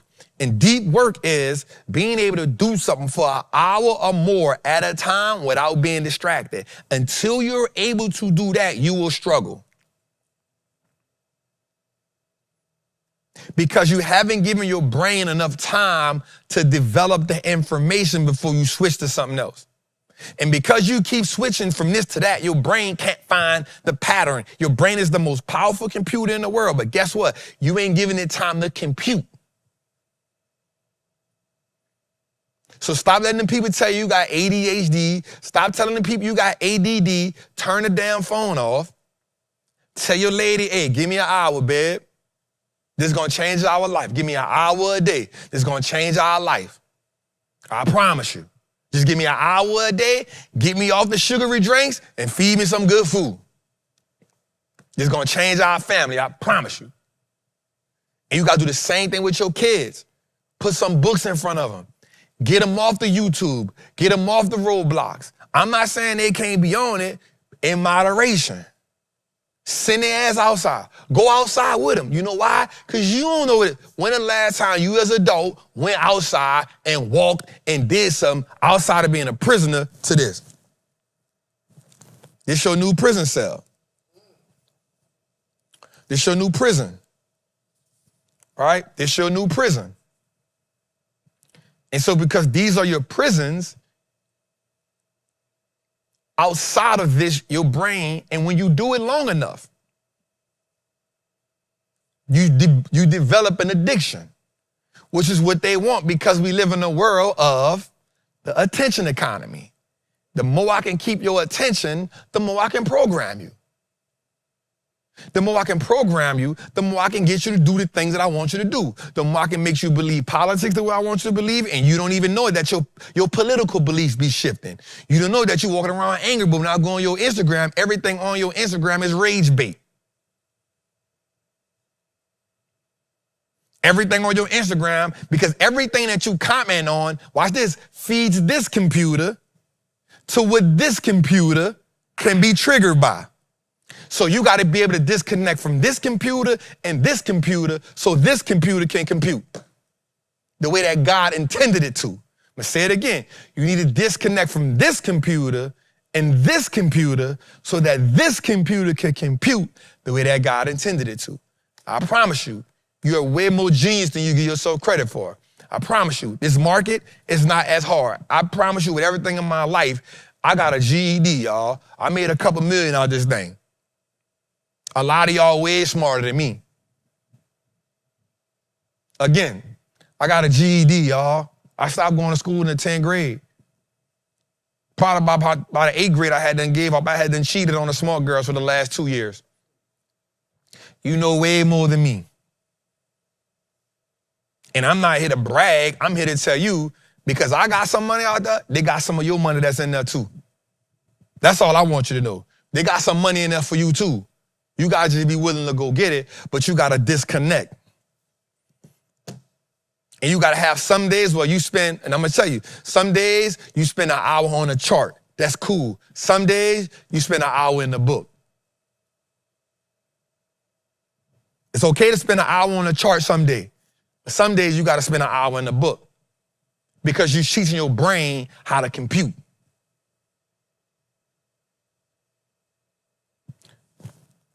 Your children will become a byproduct of what you feed them. So you can't expect them to be no better than you. So when I tell my daughter, I want you to be better than me, it's because I'm showing her what my greatness look like. So now I'm giving her a floor to stand on, not a ceiling. Are you giving them a floor to stand on? Or, here's what I will tell you, them Chinese children are gonna run circles around them. Because when China become the #1 country in the world, their children ain't gonna have no empathy for yours. Because Trump gonna be gone. He gonna be in his grave somewhere. But he gonna make sure his kids sitting on 150 million, 160 million, so they gonna have the money to maneuver. Because here's the thing, when you got money like that, you can go wherever the hell you want to go at. And if you don't get your shit together, your kids ain't gonna have that benefit. So let's take this serious. Let's cast our net on the other side. Let's pull the anchor up and let's cut it. So we can go where we gotta go at, man. It's your boy, the Wallstreet Trapper, man. What is it, episode 180, Jose? 180, man. I appreciate y'all. I love y'all. Again, we got a couple things. Check out my people at Horizon Trust if you're looking for that tax-free game on how to set up that IRA, that direct IRA. They're gonna look out for you. Tell them Trap sent you. Again, we got the Make Your First Trade event. It's gonna be phenomenal. March 19th, 20th, and 21st. It's phenomenal. We can't wait to have y'all in. We got in person and we got virtual, so that's cool. Remember, all we can do in person is 300 people, so we definitely checking that out. Also, movie night.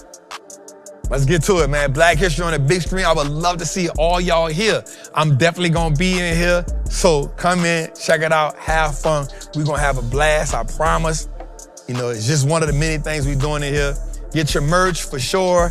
And make sure you download it on each and every podcast platform. It's your boy, the Wallstreet Trapper. I will see y'all same time, same place next week. Again, if you're in Trappers Anonymous, I lost my phone in Aruba.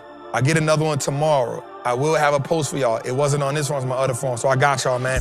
Other than that, I love y'all. I appreciate y'all. And if my daughter Leah watching, I love you too, baby. I love y'all. I'm out.